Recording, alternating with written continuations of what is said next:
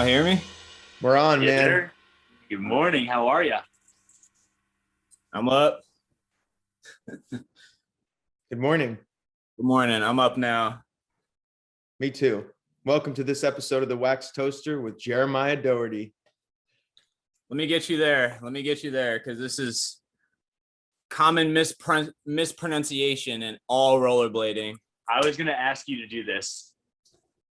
So as far as I know, and I asked Gregory Preston about this because I'm not I haven't been to Ireland, but my dad's side of the family is like third generation Irish. Like my dad is like third generation over here kind of thing.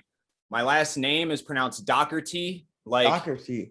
like Docker and T. So I guess it's the D-O-U-G-H would come off super harsh. Like the G-H would almost be like a C-K, but I don't know.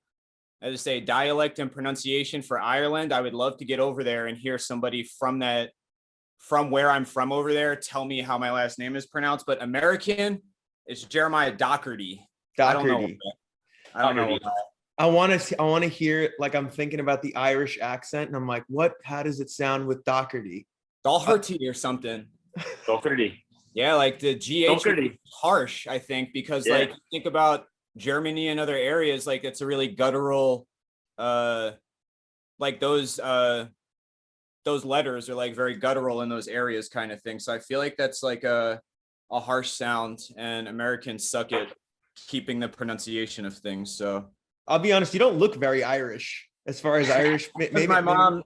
So my dad's side of the family is all Irish, and then my mom's black. So okay, that's like my hair. What everybody's seen, like my hair and all of that, is like I have my mom's hair. I have freckles and all of that shit. Like I guess anytime I've shaved my head and I'm bald, that's like I look like a white person. But aside from that, if I have hair, I don't look white. This is good. Crazy.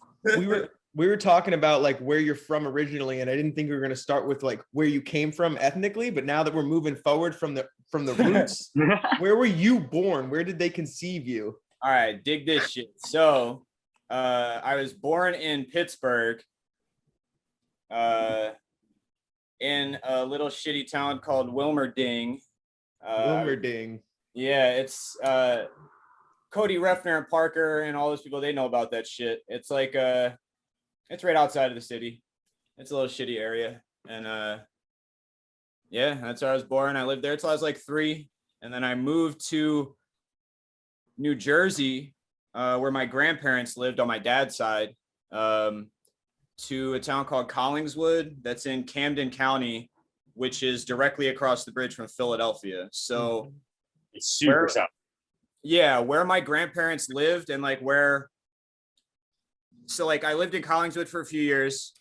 My parents moved out into Camden to this town called Fairview for a little bit, and then we got a house back in Collingswood. And both my grandparents' house and the house that my parents got were a few blocks apart. They were 2 blocks away from the train, the Patco train that went over the Ben Franklin Bridge to Philly.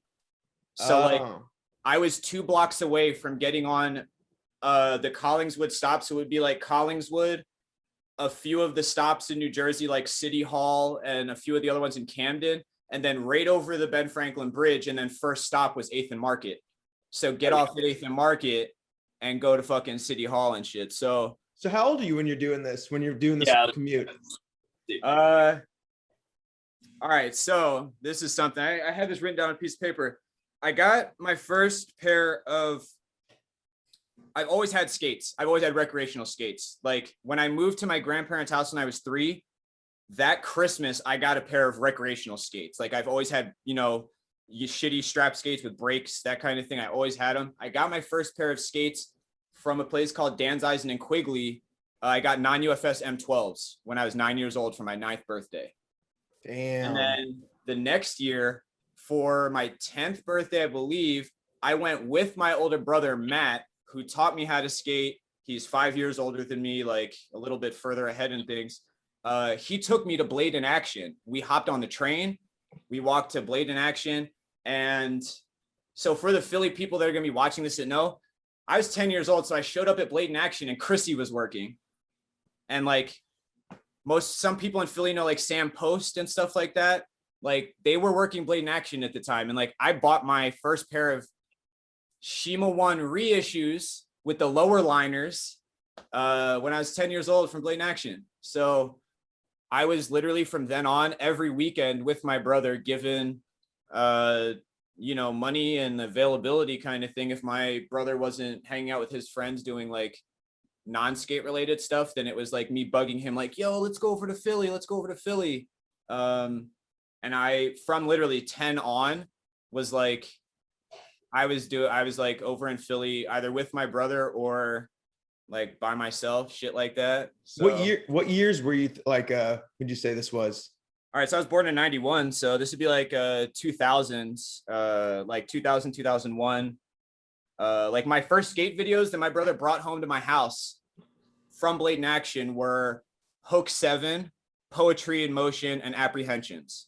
So Apprehensions and Poetry in Motion by Chris Majette were just like, what the fuck? Like I said, we're right across the bridge from this, and I'm like going over there, like gromming out when you see like, I guess let's say like a typical weekend session when I'm 10 years old would be like, you get on the train, you go over to fucking Blatant Action, and you meet a crew of like fucking 30 people.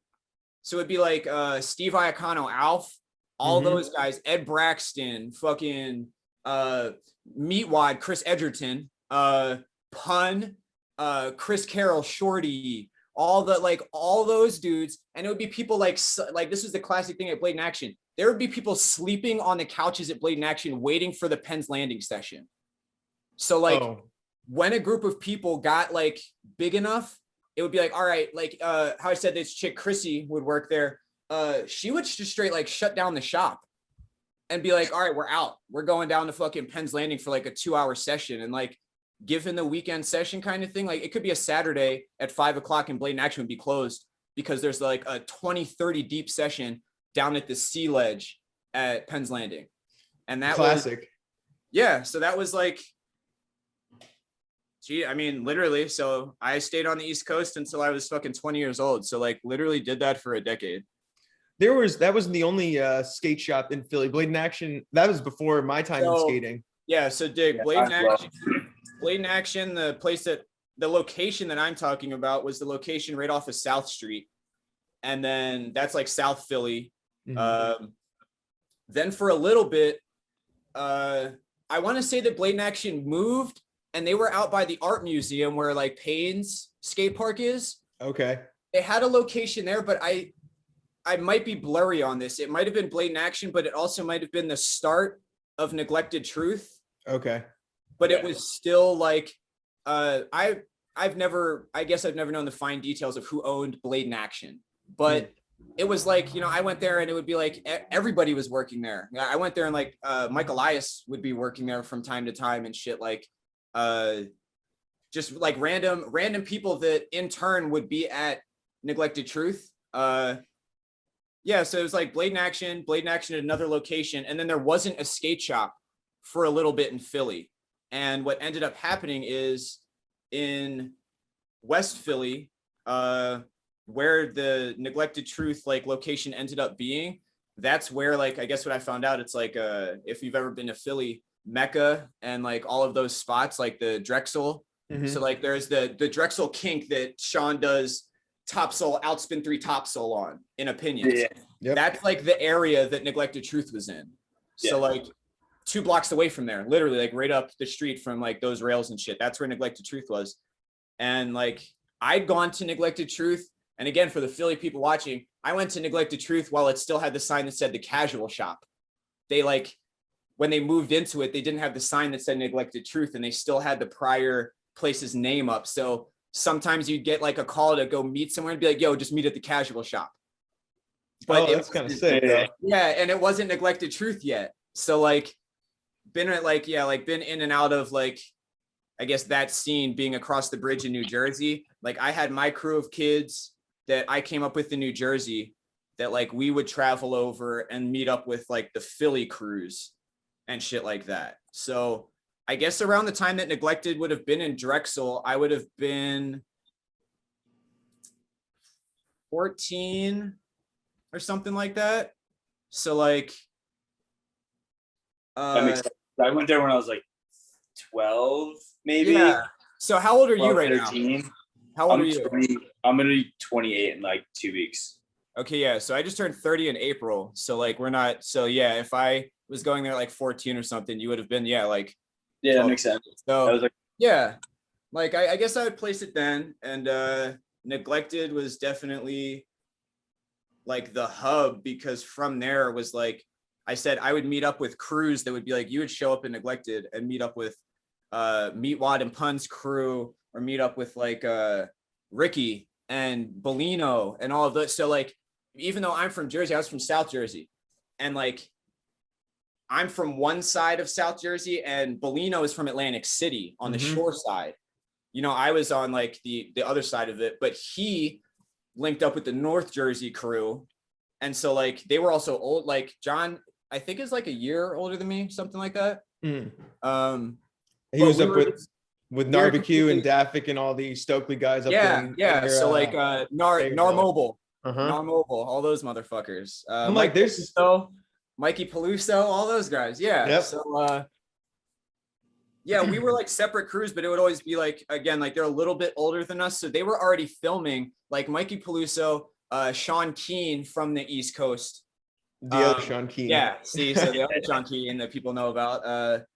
And all of those guys would like, we would come and we would meet up with those guys and like kind of, you know, tag along. Again, us being a little bit younger, they were seriously filming for shit that now it's like, there's a video that was on YouTube for a little bit that Sean Keen and Mikey Peluso made called Whether It Makes Sense or Not. And it had a Stokely section, Eric Stokely and his brother Kyle. Yep. It had a little Sean Money section. Fire. It had this John Bellino section to a fucking Beastie Boys song, and he was skating Razor Genesis. Is that when he's a little kid doing the gaps, or is that one before that? No. This would be. No, isn't that's the era when he was skating like the 45 strap on the Genesis? Yes. So this would be right after. This would be like right after Genre and shit like that. Like so. Yeah. That like that was like like in between era. Yeah. So all right. So this is another thing that people in the Philly area. So there's like Denial into Genre. Denial just kind of like. This was explained in the Kelso podcast, the mushroom blading podcast, of how Colin's like responsible for certain companies dissipating and shit like that. So Denial just kind of like disappeared after like there was like a phase of like underestimated to opinions. And like during that time period, and like me being, as I say, I was like a little kid kind of gromming out. Like I would show up at a session at Cecil B. Moore. And like, I grew up watching Underestimated and seeing Cheshire in baggy clothes. I grew up seeing Colin in baggy clothes in Genesis.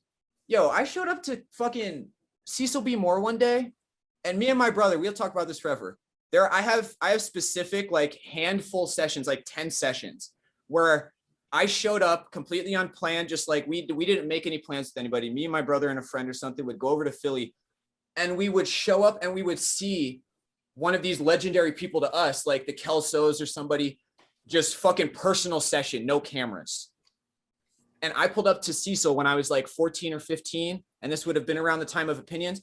And I see motherfucking, or this would have been after Opinions was filmed, because Colin was skating Deshies. And he was skating the McLeods.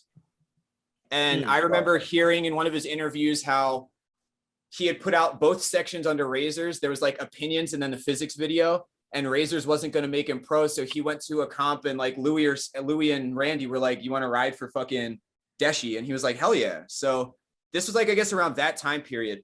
I show up and it's Colin, Sean, and Cheshire in what would be like transition to like Opinions, like what we would see for Opinions. It was Cheshire in tight clothes and Deshies. Sean was actually in Deshies. He was in McLeod's. He skated Deshies for a little bit. So all three of them, I think, were riding McLeod's, and it was like again, no cameras. They weren't even filming each other. It was just the three of them. Colin was he was bald and wearing a Freddy Krueger sweater. What? That's what will forever stick in my mind. It was like I had these like few sessions where like I was coming up and I had just seen opinions, but then I'd skate with Colin at Neglected or in those sessions where Colin was already filming for what would be the genre of video, which is like a step in a completely different direction. Like, clothing, skates, style, and focus. All of me being a little Grom kid, I'm like, wait, what am I wearing? You know, like I thought we were still in double XL baggy and shit like that. Like, come on, and this is something where most scenes as a kid, I've been talking about this with a few rollerbladers on Instagram, like the cycle of what social media is doing to rollerblading. Back when I was a kid, you used to have to wait 6 months to a year for a video. So your recycling time for seeing a video, digesting it, processing like, oh, my favorite pro changed up a little bit. He changed skates, he changed clothes. That's a different section song than I thought they would have used. Like all of those things that apply, then as a little kid kind of like reshape your direction for a year. You know, and all three of us know this. It's like we saw opinions and everybody switched to wearing tight clothes. We, you know, like the things that happen over time, like we were influenced by what we were immediately seeing, but then going to skate sessions and seeing it firsthand where it's like in my head, I have a few times where like I would show up at sessions that ended up in videos. And I'm like, I was there. So like, I remember how that felt to be there for that like grand shift in the scene kind of thing. And like, there was, I guess like Philadelphia had like a lot of just clear points of like shifting because of the videos that came out. And I guess same crew representation over time. Like I would see things and then immediately be able to like, you know, I was at that session, you know, at Cecil B. Moore when I saw the three of them, they're all skating McLeods. I was like skating fucking Solomons or something because I'd seen opinions and I seen that Czech guy was skating Solomons. Like I was skating Solomons. I knew what Deshies were. The only other things that I'd really seen for it, like were random things like there were random ads that came out for Deshi, but it wasn't really like a thing yet. There was an ad in Fruit Booter with Ian McLeod where he does like it's a handicap and it's in slow motion. It's like this handicap with a kink that I guess would be like a walkway on the right side, but then there's like a 3 set on the left side. So like if you do the handicap on the left side, you could like drop out. Mm-hmm. And he goes like soul 7 to forward in the original Deshies, like the original DK boot or whatever. Yeah, the fully stock boot in triple XL sweats, beanie and all that shit. And I was like, God damn, like Deshies are fucking sick. Like if it allows you to skate like that. So it was like, I'd seen shit from Deshi and I saw that Farmer was going to be skating for him.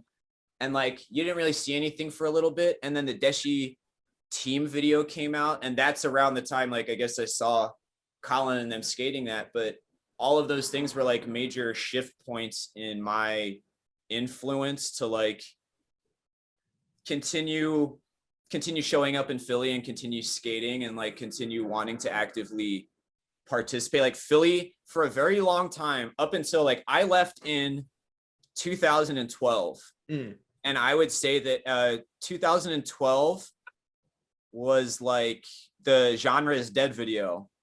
And that kind of explains it.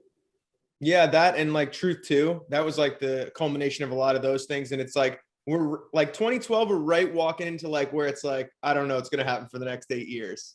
That's right around where we were at in that timeline. So that's a weird transition too, because as somebody who grew up in the Philly scene, it's like Majet had hold over the Philly scene as filmer and like almost like creative director with Denial. Mm-hmm. And the early days of Mike Rios and stuff like that. So what most people would know is the second resurgence of Denial, Kilgore was responsible for. You know, mm-hmm. Kilgore really fucking brought that back. And that's where like Bellino got brought back into the scene. Mark Voida. I don't know if I'm saying his last name right. I hope I am because I think it's skating. Voida.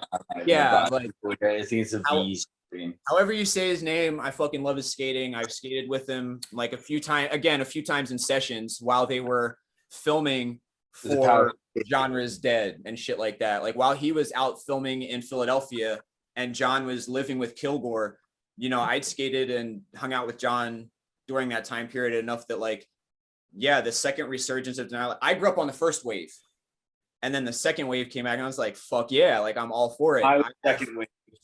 Yeah, see, you're saying, and that's the thing. I still have, for people that like remember it, I still have, maybe my parents have it kind of thing, maybe my mom, you know, I'm trying to think of the run. It would be like the underestimated video. You know how the names for the intros of the profile, it would say like in the beginning of Colin's section, it was like it just showed him, but then it said his name and there was a little decibel meter thing. Oh yeah, in the background, yeah. Yeah, and then like for Mike Elias's section, it showed his name with his little logo with the skull and things like that. That was actually his pro t-shirt. So like there was this one really crazy run of pro shirts for denial. Like Walt Austin had this like side shaped t-shirt and it was like a circle, a square, and all these things. Everybody had a really crazy run, and that was before the DNYL logo. Okay. You see and underestimated. So like right around that time, there was a really crazy run of pro t-shirts. And you know, like that was the thing. Like I was up and around that time, like as a little Grom kid, like I bought every fucking one of those shirts I could. And then second wave came and I was like, you guys don't fucking understand how serious this is, because like, you know, like this is representing Philly in a new wave. And then for Truth too, like for the Truth thing, it was like the Kelsos, for me in my eyes, like they were slotted to do something for a long time. And for me showing up at sessions and seeing that like maybe Majet wasn't there, but they were filming, the genres video, choose your genre, in the bonus section, there's like the Kelso edits. And that's like, that was brewing what we saw for the Truth and then Truth 2. And like, that's the thing for me, like they had their own, for a very long time, had their own vision of how they wanted their skating portrayed and wanted to continue Philadelphia beyond their peers.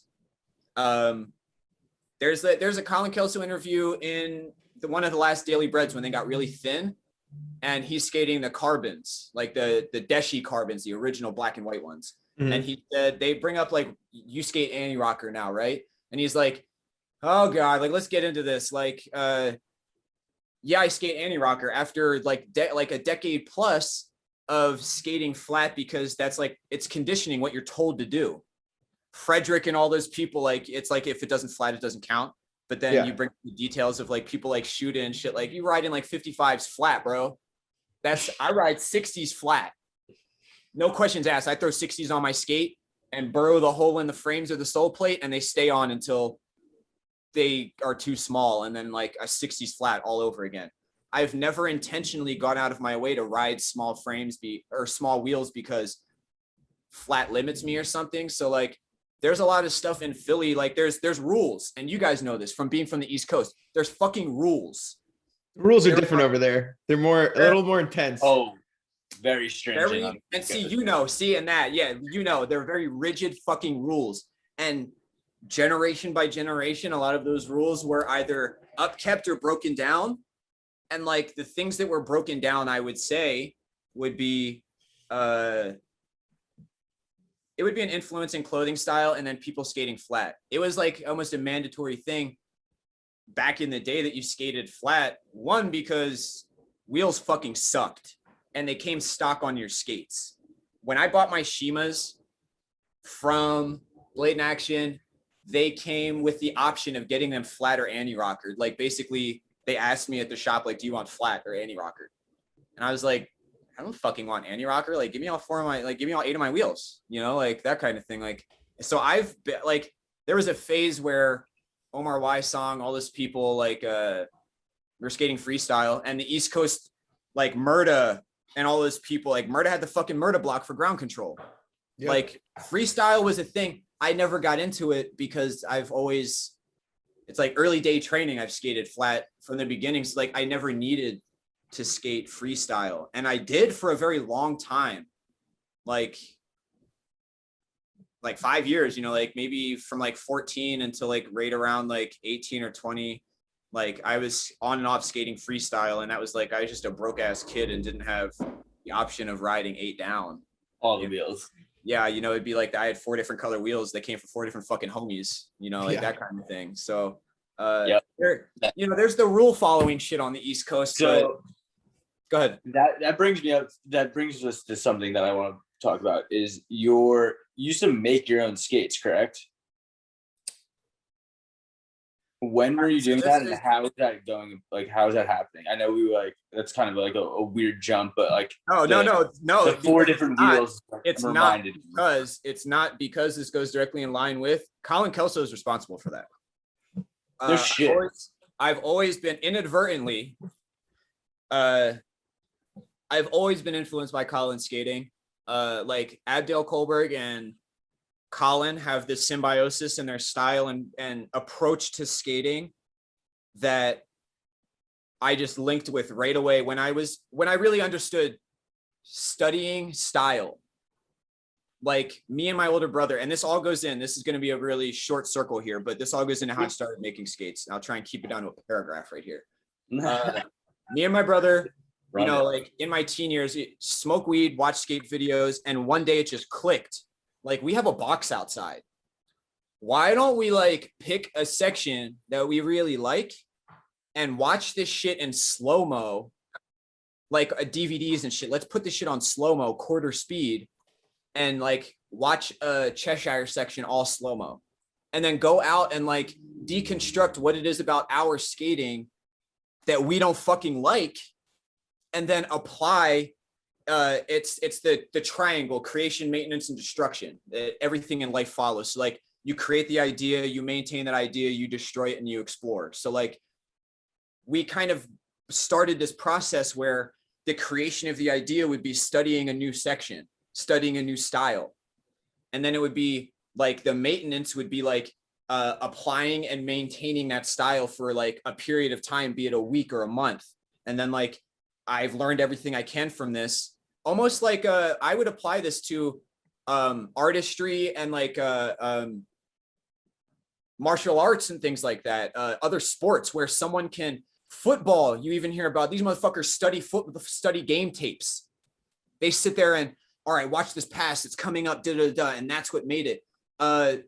Seeing super creepy things about Kobe's game tapes. If you watch them side by side, clip for clip of that and fucking Jordan, and how he has his movements and spin moves and layups exactly laid up.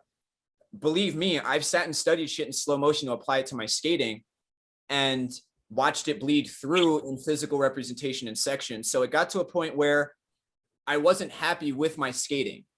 And this is like, I'm 16. Like, I'm extremely unhappy with my skating.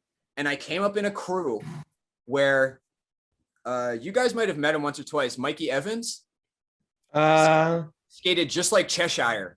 That name sounds familiar, Yeah, but I sounds can't familiar. put a face to it. So like, my crew of kids would have been like Joe Siphon, Chris Shackerman, Sam Law, Mike Evans, and me. We're like, we would show up sometimes to North Jersey sessions like Shields and shit like that. And like, Mikey skated exactly to a T like Cheshire, dressed like him, and like just everything from day one. The second like he came into skating, like got Solomon, saw opinion, shit like that. Like, he was a little bit younger than me, like a few years younger than me. And it was the thing, like, I was influenced by a different generation than him. And like, he came in and was so influenced by Cheshire's like opinion era and on skating. He was the first person that I saw able to duplicate and completely replicate someone's, not only their style, but approach to skating on their own. Mikey would show up to spots and do shit where I'd be like, are we watching Cheshire's next section right now? Like, what the fuck is going on? Because do you know Trent Olans? Have you met Trent? Yeah, I was going to bring that up. He's a North Jersey kid. It sounds very familiar. It's the same way that this Mike Evans thing plays out, but it's I know like who you're. What, does he skate like John? Yes. Yeah. And it's like, I know who you're talking about. Yes. It's like, what the fuck? How did you figure that out, bro? Because now these kids, we're seeing it now, and I'll close this out before I start talking about the skates. We're seeing this closed bubble where kids have the opportunity to digest the material that they're seeing and apply it to their skating in real time with cameras and phones, where all right, I'm going to try this trick. And they can reference it by, you can be on your phone and look at a clip and then go at a spot and go, all right, I'm going to top sole and land with my arm just like this, or I'm going to land just like this. And you can watch your clip in real time. And even if you don't have a filmer, you could tripod that shit yourself on your own phone, not even a camera, your phone. And in real time go, huh? And you'll figure it out. What am I doing wrong here? And so there are kids that that's how their mind works. Like that's where their mind applies it to. Like, well, I'm not going to do this in another walk of my, I'll just apply it to my creative expression. So this all in turn too, I got extremely unhappy with my skating, and I see Mikey all the time. Just like Mikey's nailing what I think skating is. Mm-hmm. Every time we show up, Mikey, I guess interpretation of style, his outfits and his skates, like the skates that he was choosing to skate. It's one of those things where, filming or not, it just looked like somebody you wanted to be like seen with, sessioning with. Like he made rollerblading look good the same way that Cheshire, the Kelso, shit like that. So within my crew, it was like me, Mikey, and Chris Shackerman. And Chris Shackerman made music for a while and like stepped out of skating, and he just came back and he fucking posts clips on his thing. Like he skates Pains all the time, and he's fucking killing it like day one all over again. Same ass style, same shit. And it's like, I fucking, like I said this to him recently. I was like, that like you and Mikey kind of thing, like, you were the only ones out of the crew that were really on a level like we could fuck with each other. Like we were the ones pushing the session, and like style wise, trick wise, and like look at how it is you came back to it, and you're still where you should be. Like you had your style when you left, so you came back and like you got your switch up style, and I still respect it the same way. These kids influenced me in a way where I was like, I somehow feel like I'm a step behind these kids. And like, good place to be sometimes though. It is, because the underdog thing is like me being a step behind, and consciously at a point removing myself from actively trying to keep up with things. I would see like the upkeep that it takes to follow a style, or the thing like waiting on the next section for somebody to know how you got to dress. Those kind of things, like so also, impressionable. Yeah, and that's the thing. Like I saw the mental and physical, like how taxing it was to be so impressionable. Totally. And not to say that as teens we shouldn't be, but in something like skating, where you literally shape your entire fucking life around these people that you're watching and the interviews that you see in magazines and things, but understand people do this in every walk of life. People do this as musicians, people do this as artists. You fixate on someone or something and you build your life around it in phases. So the phase that led to me making skates would be, I was extremely unhappy with my skating, and I was skating deshies, and I collected 3 or 4 pairs, and Mikey skated deshies. So he would always like, this is the thing, like I wasn't poor growing up. My parents worked their fucking asses off in middle-class society and were paying mortgage on a house that I grew up in. I had clothes on my back, food on my stomach, public education. And when push came to shove, money when it's like wants versus needs, money when I needed it. Needs, not wants. There were a few, without getting teary-eyed, there's my dad passed away in 2015. And my dad was extremely supportive of me and my brother skating, and not more so than my mom, but like it's like the guy thing, like my boys are doing something. And I played soccer. My dad was my soccer coach for a little bit. Like my dad was just into physical activity and being active, because my dad had diabetes to where his health was declining while I was growing up. Like my dad's health from 15 to 25, my dad's health was on a steady decline. So like, it was like my dad was my soccer coach, and a few years after he was my soccer coach, he ended up like breaking his foot or an injury that led to him not being able to like, walk around the fucking block without a cane, things like that. So like my dad was super supportive in that, and they would buy skates for me. It's like, we were in a situation as a kid where we had what we needed. So like one time around my birthday, something came up very serious with bills in the car. And I was like 15 or 16. And this is what led to me making skates. I was supposed to get skates for my birthday, and they go, we need the car. We basically need the money that would be used for your skates. And we're talking about $300-400. And you know, and you guys know this from having cars, a basic repair, you know, like what I would put it to now is basically like either the engine need a basic fucking tune up, or there was a pipe or something need to be replaced, gaskets, whatever. $300-400. Loose ends. Yeah, anything. A car that my parents are active. I'm 15, 16. A car that my parents are actively using, both of them working full-time jobs.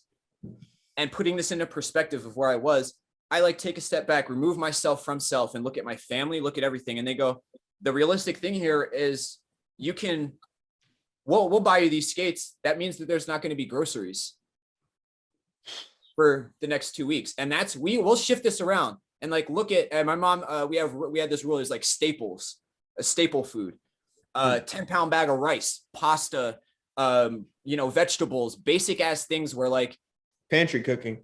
Yeah, like the thing where like push comes to shove, shit hits the fan, and you don't have $1 to your fucking name. You can sustain yourself on the food in your pantry cooking. Yes, like you know that you can put a meal together that will sustain you while you're working your job till your next paycheck. And my parents were always adamant on, like I say, kids love to say I was poor growing up. Like you had a poor mindset about where you were.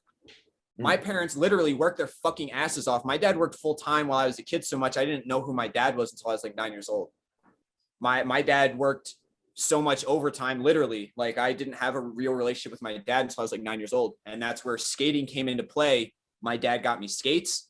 My dad watched me skating. My dad was actively like what I find out, my dad was working his ass off to get our house that I lived in, you know, like all of that. So it's like, yeah, my dad did a lot of shit to make skating a viable option. So all of this too, my dad saying, do you want skates or no food in the house? And I was like, all right, we're businessmen here. Let's barter. How about we get pantry food and you get me supplies to make skates? My dad sits me down and goes, let's talk about a fucking business plan. Now, what do you need to make skates? And I'm like, yo, I've been like deconstructing this idea in my head for a while now, Dad. And I was like, I have 3 pairs of deshies. And just last night, like I took apart a pair of the deshies with like, I took an X-Acto knife and undid all the stitching. And like, I pieced everything out all the way down to the shell of like underneath of like the fabric on the deshi, the inner lining, and then the plastic shell, like that was the cuff support on the inside and shit like that. Like I basically like parted it out kind of thing. Like I was going to pattern it. And I told my dad, I was like, I know how I can do this. Like and at this time, like I'm smoking weed. I'm like, I like kind of like smoked some weed and figured out like the physical application of like making this is doable by my own hands. And when I deconstructed the deshi, their cuff support system was an extremely thin layer of plastic. And I told my dad, I just did basic research. I actually, at the time period, I messaged Kato from REMS. I asked around, you know, for some information, and Kato told me the original plastic that he used to make REMS. And I'm not going to say a fucking word to anybody about what it was. So he gave me that plastic, and this is like, you know, this is like Facebook Messenger kind of thing. Like I messaged him. He had a special plastic? Not a special plastic, but it wasn't the same plastic being used for like, you know, ABS mold plastic for cults and shit like that. The original REMS that he was hand making, I'm talking original run before he even got funding to really like a factory. When you were setting in your foot size, like weren't you supposed to like shape out your foot at first and then you would make them based on that? This is kind of what it was inspired by, the freedom of feet concept, because I went from skating cults and plastic booted skates to skating deshis and seeing the capabilities of like, again, and like shadows came out and I understood the concept of a shadow, but deshis made more sense to me where it was like, it is like K2, it's an all contained boot and you're not flexing 2 pieces. Like it's not a liner against a plastic boot that there's shifting going on. It's like all one piece that's being flexed. So your body motion is directly affecting like the kinetic motion of the skate. Like there's no like I have Similar to to the shadow. Yeah, it's the thing. Like they did that in the intro video for Shadows. It's like when you flex your foot, the entire skate's flexing. Yeah. Same thing with REMs. In I guess it was Apprehensions or Poetry in Motion. There was actually a Remedies ad, and it was somebody, they did a rail and they come off the rail, and then there's a clip of them moving their foot like this in the skate, and it was just like freedom of feet.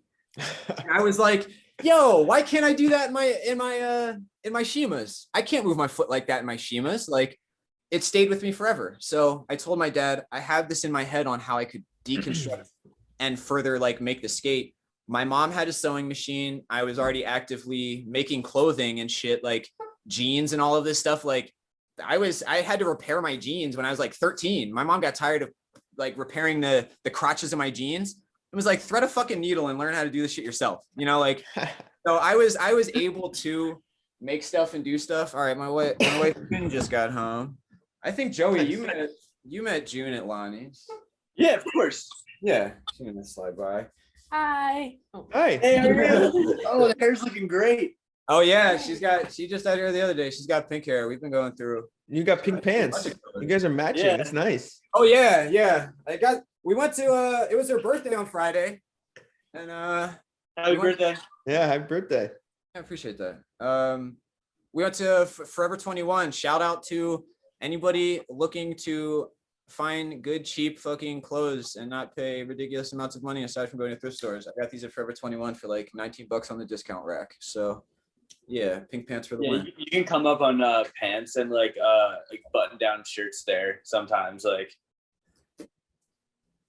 some of their cotton stuff is a little cheap, but the denims and like the button downs are pretty all right. But yeah, denims are good. Got this sewing machine. I got the sewing machine. I'm already aware of what it takes to make a pattern and apply the work to make it happen, try it on, fuck it up, go through the trial and error and prototyping. And this is something where, as I say, like this is like a business plan. Like I had to tell my dad, like, I need X amount of dollars, which isn't 400, but I might need like 150. You know, like I need, and at the time, my dad had an LLC that, in a weird way, the place that I ordered the plastic from, you had to have like a company name. You had to have a company to like order it from there. So my dad used his LLC to order me my first run of plastic. Makes sense. So like everybody who liked my skates that I made and my skating during that time, like shout out my fucking dad and my mom as well, because it was my mom's sewing machine that made it happen. You know, shout out my fucking parents and everybody who says their parents supported their skating. You have no fucking idea how much my parents literally supported my fucking skating, dude. Like told me, okay, like if you find a way to at raw cost, the supplies that they bought me, I was able to make like 10 pairs of fucking skates. Wow. Great. So $150, you had that, there was that much there? But also it was like prototype. It's the thing, like prototyping and me going through. It was like maybe the 5th or 6th skate that I made was something where I was like, this is something that I can pattern and reproduce. You know, like I definitely went through trial and error. Makes sense. And I went through numerous points of experimentation with plastic supports and different materials for skins and things like that, that like basically in the beginning, I was using an old, like I had a Civic aligner, those really thin black, they were like black and it was white. Like it said Stitching. Say it again. With the wrap over one. Yeah. With the like, yeah, like, it was like a really, really like limited run of them, but they had like a what is it? Yeah, they had like a little binding thing like over the feet where it like kept the whole tongue in place, but they were all black and it says Civica on the side of the foot.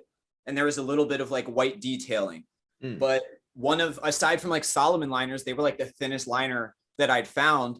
And I had them for a while, because I was skating Deshies.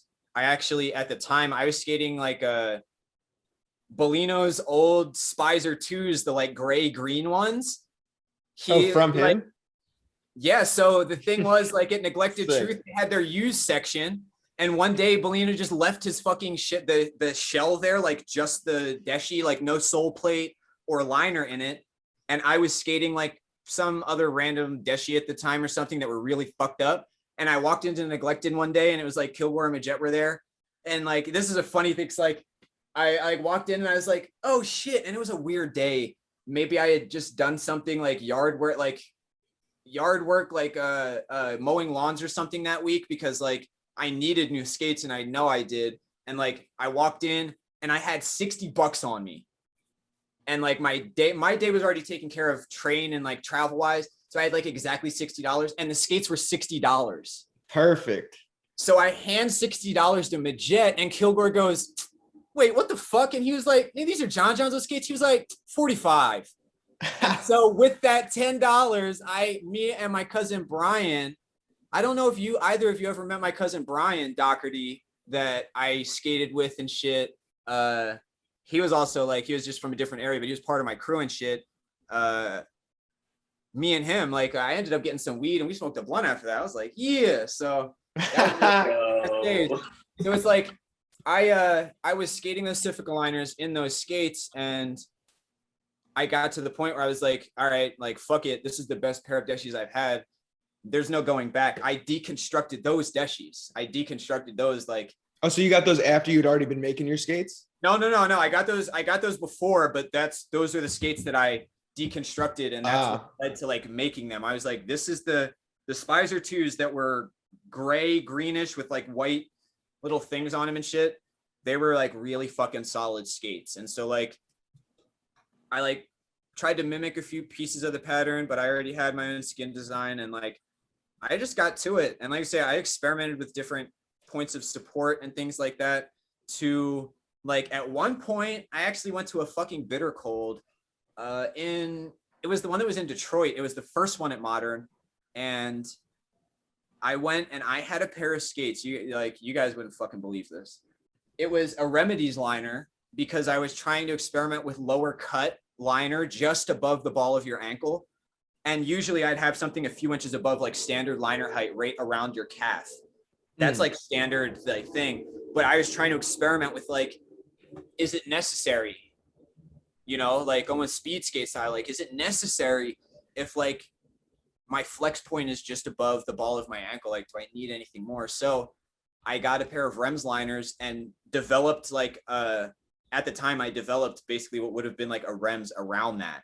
Like I made a cuff support system, and so it'd basically be a thing like there would be an internal cuff that I would be able to like an internal cuff and footbed that would basically be like one piece, and I put a liner in it and construct a skin around that could be like attached to the bottom of the sole, same way that you would I actually have them. This is so weird because I have a pair of K2s, and you guys see that I've been skating that I got from Ben Pauling. Actually left a box of shit in Sergio Ybarra's car one day at TNS, and so like I'm basically skating the same thing all over again. Wow. These are like deshis. So what is this that? Is a K2, this is a K2 Bing Air. This is the yellow ones. This is like yellow. I just dyed it black. So these are the K2 Bing Airs, but they came like somebody had already stripped like the rivets out of them. So like the cuff and all of that could come off. And I was like, are you fucking kidding me? Like, I never skated K2s to know that it was this close. Oh, wait, so that's with the cuff removed? Yeah. This is all the plastic removed.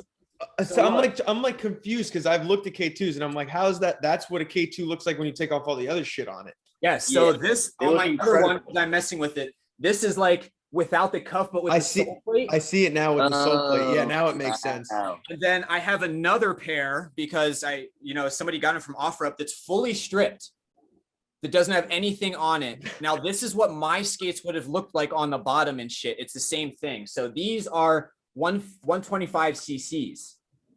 All right. Can I see the bottom?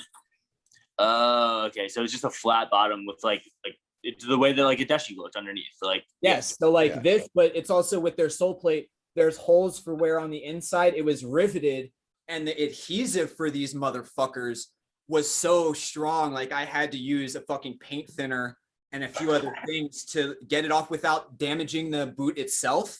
Yeah. Because I wanted to be able to preserve and like use these as like, I've been talking with a few people about like, I am going to make skates again, but on a extremely professional, like industrial sewing machine level. And I have a few pairs of skates that I'm using as like prototypes. I actually have a pair that in trade, I got them from Justin Thursday, but I have a pair of Deshi Carbons, all black, that I was skating during the Circolo era. I still have those. But wait, like, I'm curious about the support when you remove the plastic cuff off the K2. Is there more plastic in there? So 125 cc's. I was talking to JB Snyder about this because he wrote for K2 forever and shit. He was like, 125 cc's, like certain K2 skates were budget skates, so they weren't made as well as others. And he said, he was like, you're skating the Bing Airs, those are going to get floppy on you right away. And I was like, what are you talking about? I've been skating them for almost a month now. I've had no issues with flex, like warping flex where I put my skates on and they're automatically bowed. Like they've been straight the whole time. And then he said, he was like, wait, are those the ones with or without the cuff inside?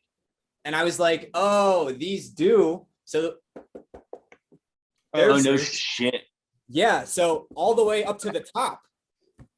So and they just had an extra cuff on there?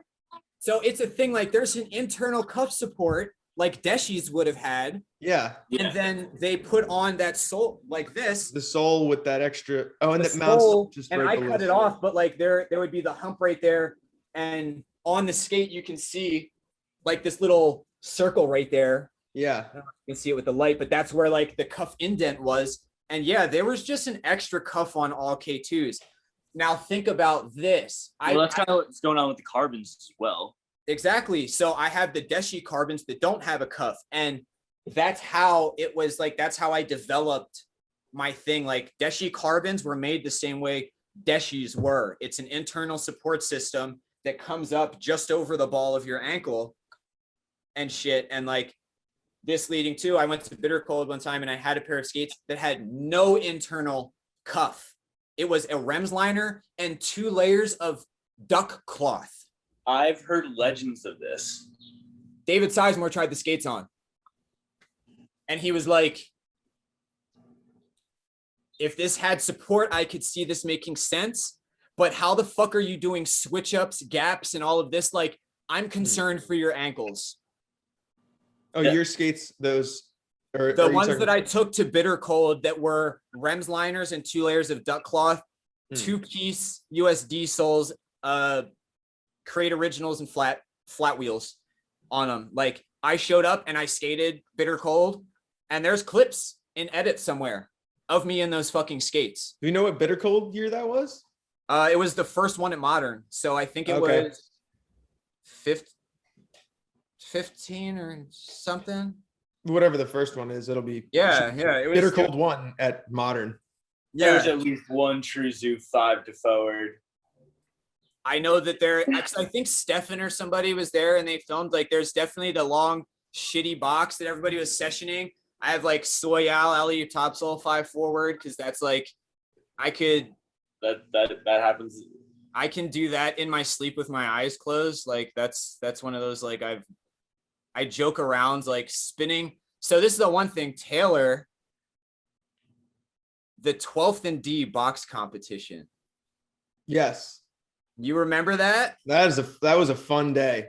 So like that was love like those. Yeah, so like there was one competition where I came up to and I was skating. It was like shortly after that I ended up moving to Arizona. Oh, wild. So like that pair of skates was like I hadn't actually skated in 2 months prior to that box comp. And 2 days before the comp, I made those skates off of an old pattern and like put on a few new pieces, and they had a buckle on them. That was the one big thing. I always had straps, but I was like, I'll just throw a buckle on, like. In New York too, at those comps, you see a lot of weird Frankenstein skates, but yours were like, you were doing tricks and they were functioning. You're like, all right, well, he built them, right? I don't know about everyone else. I know, and then what you're saying, you would see people basically. You see somebody in Tim's with soul plates, kind of shit. Oh yeah, shit like that. And- Yeah, wild shit. Like so like people. Yeah, dude, I definitely seen at least one dude with Tim's over their fucking skate. Skin. Tim's over their Valos. Straight up, dude. Yes, I've seen it. I mention it because I know I've seen it.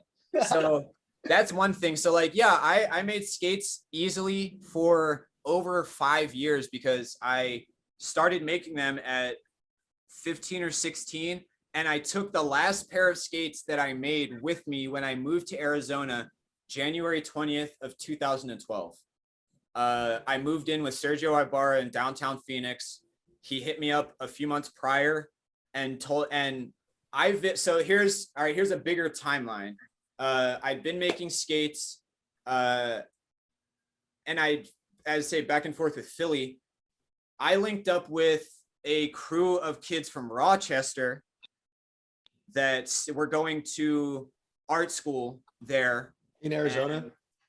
No, in Philly. And this is what would lead to me going to Arizona and shit. And like at this time, it's like I'd started making my skates right around meeting everybody. So Kyle Bartlett, Chris Troyer, and these are two people that only a few Philly people know about. His name was Nick Micros and Jeremy Theopolis. His nickname was Muskie.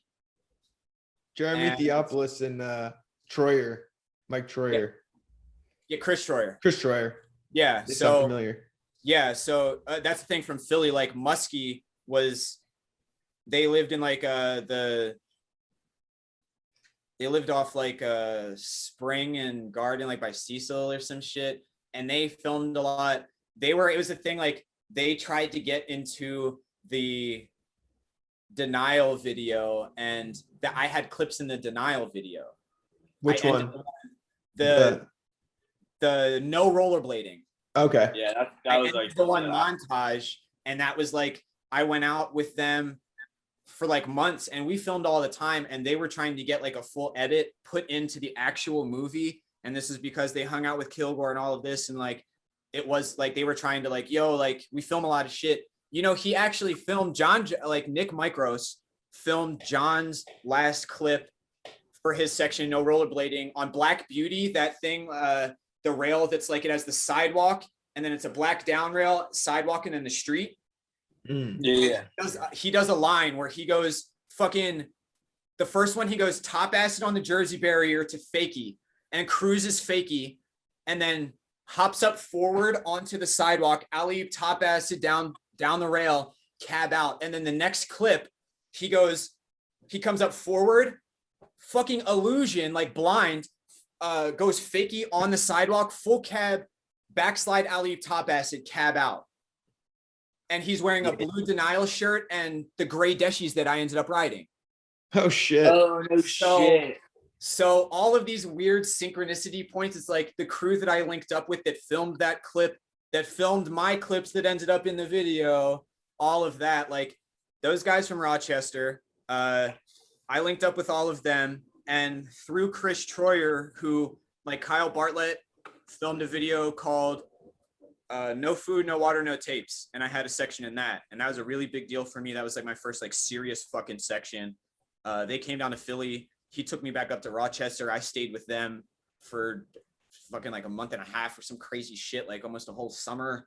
And all this like little ass kid, like 16 or something, just up there on $30 in my pocket, like scrounging together to get through day to day and skate and everything. Like, yeah, they like gave me my first opportunities to film and shit. Is that online? No food, no money, no tapes? Yeah, look it up. Look up No Food, No Water, No Tapes. There's like a part 1 and a part 2 and a remix section and shit. And like, it's really long, and it's me with very huge hair. Long hair? Yeah, that's how I met you. And you're skating the handmade skates that I made. Yeah, I actually have like 3 or 4 different pairs of skates in that section because we filmed it over a long period of time. Like I have a pair of red skates, gray skates, black skates. Like I remember the red one for sure. Yeah, those ones. I remember sick. Those ones, everybody tried to make fun of them because it was vinyl material that looked like a boxing glove, But and then everybody rode the fucking SSMs when they came out, like, yeah, buddy, SSM's all red skate. And I was like, I did this a decade ago, you fucking assholes. So well, there was also those red CH1s that came out around that time. Oh yeah, well, that right? Vinny Mitten rocked the fuck out of, bro. So like, so that's the other thing. So those red skates that I had and I made were inspired by Colin Kelso's all red McLeods that he painted and skated during the Kelso Brothers Lost Tapes thing that's on YouTube. So like, it's all deep rooted, people. It's all calculated. Everything somehow is related one way or another. All of this leading to like Rochester guys. I linked up with Troyer. We filmed a lot. He moved after one of the bitter colds because Rochester did the Slash and Dash tour to Arizona every winter for a few years. He went down there with them. He ended up staying down there and moved into the Tempe Blade House. And this would be around 2010. He moved into the Tempe Blade House with Ryan Daly, Luke Kimberly, Andrew Scherf, and a few other people. And it was like right down the street from ASU. So like that crew of people, and he moved in with them and shit. I think he might have been there for like a year or so. And then I got a message, and this is 2010 in October, because I went from Halloween, like right before Halloween, and I stayed for 3 weeks or something, like into November. I got a message on Facebook from his at the time girlfriend, and she was like, hey, I want to fly you out as an early Christmas present to Troyer. He's been trying to finish his video that he's working on, and he talks about you all the time. Like, I would love to get Jeremiah down here to like skate some of the spots, like all the times and things that we've skated. It's like Arizona's made for him and shit. And like, I was like, dude, that's so weird. Cause I talked to him on Facebook, and every now and then he'd be like, yeah, come down to Arizona. But it's like one of those, like, I'm glad to hear that I, you know, like a friend, a close enough friend like that is like talking about me more than just, you know, like me talking to him. So it's like me being mentioned. I was like, oh, wow. You go ahead. Real quick. Yeah. That girl's a fucking real one. Yo, I don't know this is who literally, she is, but she's fucking awesome. My forever, like, eternally grateful and in debt to the fact that she messaged me. And I contacted her actually when I moved back here, this like last, back in 2000, it would be at the end of 2019 that we moved back here. It was almost a decade to the exact fucking day that she flew you out. Yeah, that she flew me out, because we came, like, I touched down here in October. Me and my wife moved back here in fucking October, on like October 31st. Are they still together? No, they after I'd moved back in 2012. I think he'd already moved back to Rochester, and they weren't together. But they were together for a while before that, and a little bit after. But yeah, she messaged me and said, I want to fly you out as an early Christmas present. And he talks about wanting to get a section of you. And it's just such a funny thing. Like, I was like, hell yeah, I'm down. Like, again, like you're saying, like, you're a fucking real one for that. Like, shit, like, I don't think Chris would have gone out of his way to contact me to be like, I really need you to come out and finish the section. And then when I came out there, I found out like he was drinking pretty heavily at the time and was going through just what everybody does, you know, social changes in the scene, and was trying to just keep up with it and just want it. It's the homesick thing, you know. I just need to like kick it with a fucking homie that I've skated and filmed with a lot and shit. So like I got out there and I got off the plane on a Thursday. She picks me up and he had no idea. This was like, he didn't even have an inkling of an idea that this is going to happen. They were getting ready to go to TNS. He was chilling on their couch watching a skate video like this. I walk in, I put my skates down over him, like on him kind of thing. And then I put down my book bag and I was like, so where's TNS tonight? And he like went to say where it was and then looked back and like freaked out and jumped off the couch and shit. He was like, what the fuck? And I was like, yeah, dude, like fucking Rihanna flew me out. Like I'm here for 3 weeks. And we went to fucking work, bro. It was online for a long time, and a lot of people have watched that section and talked about like that was a great section. And then I just talked to Troyer about it like a year ago when I got here, because I asked him, I was like, where the fuck is my section? You know, like, where is it? And he said because we used a fucking Flock of Seagulls song, copyrighted, and they took his whole account down because he had numerous copyright infringement things. And he has the section on a hard drive somewhere, but he had just moved last year, and he's like, it's somewhere, you know. And I'm like, I'm not pressed. I know that we did it, and I know it exists, and it was during a great time of our lives. It's just like that section was like, I made a really good pair of skates. I flew out. I filmed what I felt like I was like really coming into my own at that time, like my style and like presentation of my skates and shit like that. I was like, yeah, like this is the direction I want to take things. And just for reference, how old are you at this point? Like 20-ish, 21? So in 2010, I was 18 when I went out there and filmed for 3 weeks, and then I came that's a good time. Yeah, and I that's the thing. Like I decided, I was like, Philly's cool and all, but I'm out. And also John had, like, Bellino had already left. It was like he was slotted to getting ready to leave with SSM and all of, or NIM at the time. Yeah, and like he was about to go out to Phoenix, and you know, I said like with him at the time, like he was living with Kilgore and shit. Like I talked to him because he went out. I can't remember. I think he'd maybe gone out before or something. He was just talking about like, yeah, I'm gonna go to Arizona. So I was already in my mind, like I'm following suit. Like it's the thing. What I was seeing, I was like, genre is dead. Philly, for that matter, is dead right now. And I am in the last generation of kids that was brought up in that scene that has a fucking responsibility to like make it or break it, you know, like for whatever that's worth. It's like I was taught well enough by my predecessors and have had enough DAP, you know, like DAP sessions where it's like, good job, you know, like I would feel that in conversation, solo and in group sessions that I've had with pros that I look up to, that like the people that I look up to respect me in the same, like, you know, field of like, you do the same thing and you do it well, that kind of thing. So it's like, I saw that like Philly's done right now. Philly doesn't have anybody that's going to keep it, that's like going to like immediately just like keep it going. And I was like, yeah. So I was like, for one, that, but two, at that time, like I was not in a creative mind space where it's like, oh, I'll pick up a camera or start a company outside of me establishing my skates. Like the skate thing for me was a big deal because, as I say, making them and putting so much time and effort into your own technique is like you're all in at that point. You've made your own skates, you know how to skate. I dropped out of fucking school when I was 16 because at the time, I was doing a lot of shit. I was trapping weed and selling drugs to help pay my parents' fucking mortgage. I was making the skates and in turn with my, you know, what is now illegal, like the shit that I was doing there, like a lot of people that I was meeting wanted clothes made. And so like, I told my mom, like, I'd rather make $1,000 this week instead of go to school. What do you think?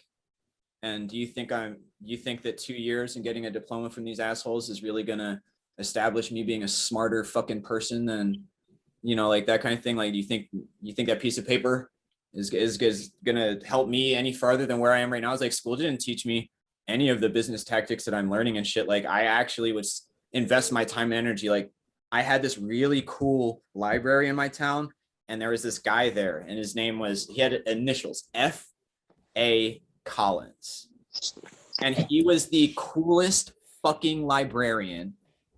And like I don't know what it was. Like maybe it was that he was black and my mom was black, and my mom was actually the only black person in our entire town, other than I think on the other side of town there was this family, like the Whittingtons, and they were all, you know, fully black. Like me being an interracial family, saying fully black, it sounds like racist or something. But I mean, New Jersey has that aspect though. A lot of the neighborhoods are like, it sounds weird to say, but it is like segregated areas of like New Jersey. Oh no, 100% South Jersey in. So this is a thing. All the goes. Yeah, like where I moved to. So from where I lived in Pittsburgh, where I say it was like a shitty town, we lived in a super racist Italian, you know, like Italian town, and we were the only interracial family, to the point where we had our house one time when we were at church. spray painted with KKK. Go home and I don't say the N-word because y'all are both white, and unless we were black and I had consent from the other person, I don't say that shit out loud. So like, go home, N-word, etc., etc. Da da da da. On our house one time, we came home from church, and then we went and visited when I was 14, and they burned our fucking house down when we left. Wow. Like my childhood home no longer The house exists. your dad stayed and worked extra hours to get for you guys. Holy shit. Yeah, like the house, like with the house that I was born and raised in, kind of thing. Like, yeah, that shit isn't there. And then so we moved to Collingswood, and we lived with my grandparents for a few years, and that was in Collingswood. In like, my grandparents are Irish. It's a predominantly Italian and Irish neighborhood. And my mom being the only black person, and at that, my family within that town was like a very, well, I would say was at this point, a very respected family, because my uncle Alex, rest in peace, who raised me while my dad worked his ass off because my uncle Alex had cancer and couldn't have kids.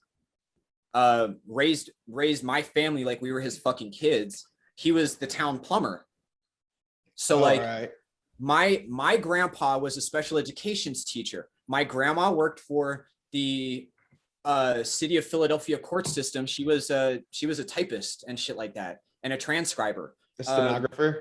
Yeah, just found out what this was. My aunt, two of my aunts were teachers in Cherry Hill in New Jersey. My uncle is a teacher, was a science teacher, is in Philadelphia, or one of those major schools. Your family is a big part of the actual community. My uncle is a fucking commissioner there, you know, up until, and I like to point this out because I don't like my dad's side of the family. He was a drunk piece of shit my entire life, and he got in an accident and tried to call the head of police, you know, police chief, like, let me call in a favor, get me out of this situation. And the lady was already on the phone with the cops saying, like, I just got struck at this light. And they were like, you can't get out of this, dude. Like, you were drunk and you're driving, like, you're getting a DUI. And he ended up getting disbarred, can't practice in New Jersey and shit. And I don't like my dad's side of the family. So anybody that wants to look that up, his name's Paul Dougherty, and he's a piece of shit. Yeah, he's a real piece of shit. For all the things that my mom's family and other people have done, like, I love my family and the things that they've done. My dad's family, when my dad died, it's like twice over now. So my Pittsburgh home that I was raised in was burned to the ground. My home that I was raised in from 9 until I was 20, after my dad died, my dad's side of the family doesn't like my mom. I was ever so conveniently taking a piss, which is down the hall from my mom's room. My mom got a call from my aunt, and they gave her an ultimatum that said, you need to leave the house that you're in. We don't want you there. And you have 2 weeks to leave, and you can leave willingly we'll give you $5,000 and pay for moving trucks, or you can try and take this to court or something like that. Because my dad, I guess, had paperwork with my grandparents' realty company that, like, technically bought the house that we lived in, and my dad paid my grandpa back. The second my dad died, my grandparents destroyed all of the paperwork and kicked my mom out. And so in 2015, so on paper, your grandparents had like the deed. Yes, more or less, and basically said it doesn't exist and get out. So I've been back and forth. I moved to Arizona in 2012. I moved to California in August. So I moved in January 20th, 2012. I moved to Arizona with Sergio. And then in August, through a series of very weird situations, and thanks to Devin Stewart, whose little brother's Zathan Stewart, you know, he's my fucking brother, and literally changed the course of my life in 2012. We got in a very weird situation where we got pulled over while we were traveling to California, and we all caught weed charges. And oh shit. At that time, it's like so fucking intense. We were actually in a county where the town next to it, like La Paz County, y'all know this, like Sheriff Joe Arpaio with Tent City. We got pulled over there in that county, and I can't make this up. Our judge's name, me, our homie Andrew Johnstone, my brother, Devin's dad was a lawyer, so Devin got out of the situation. But us three, we show up to court. Our judge's name was Judge Slaughter.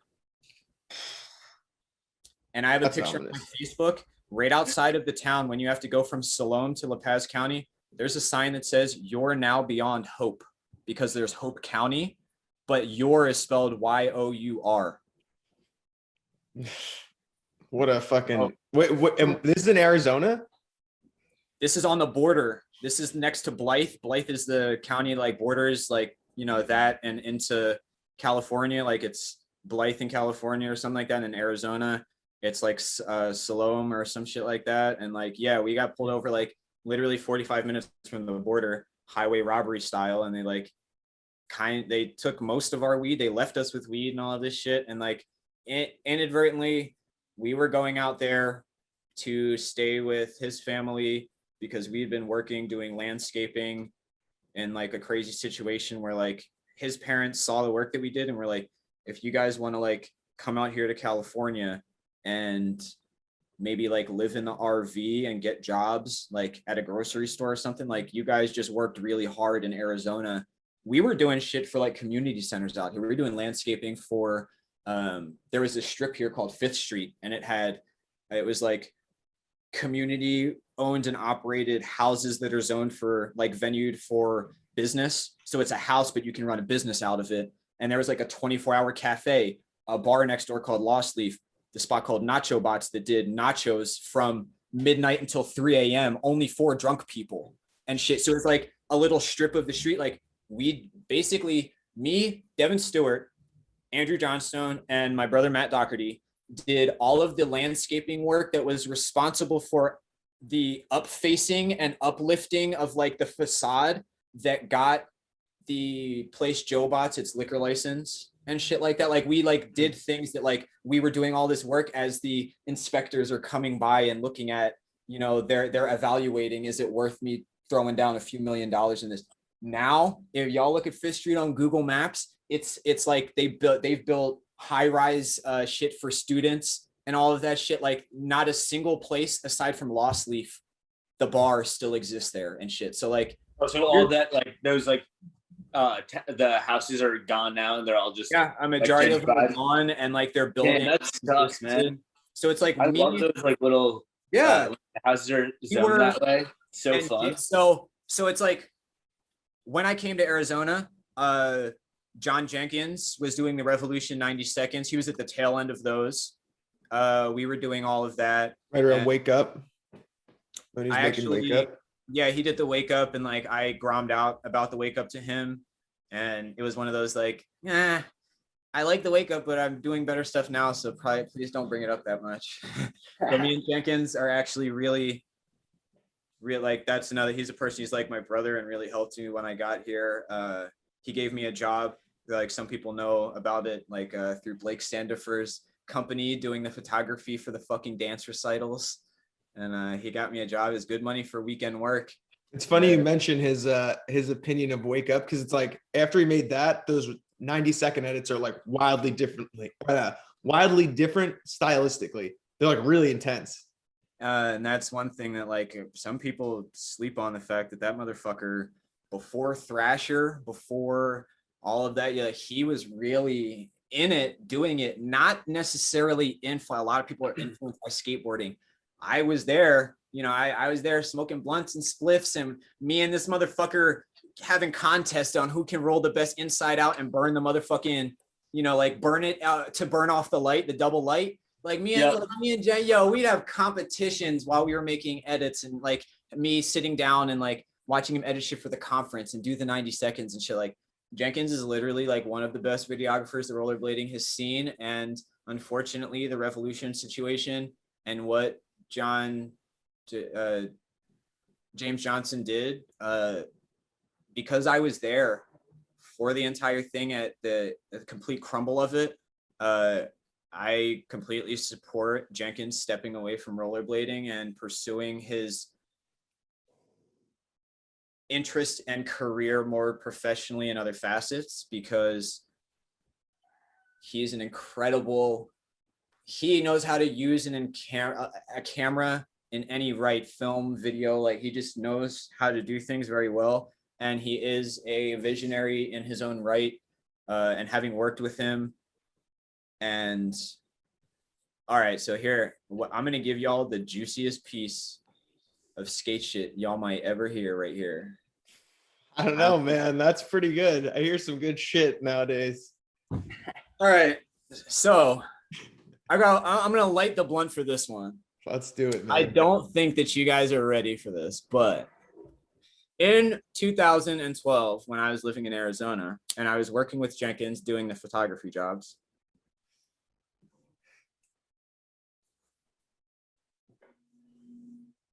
I had started talking with Jenkins about like, I want to do my skate shit super serious. Like, I want you to shoot a promo edit. Like, I want this to be like, I'm going to invest in the gear that I need. Like, I was making good enough money off this job. And at the time I was living with Sergio, our fucking apartment that me and him were splitting was $420 a month, like $425 a month.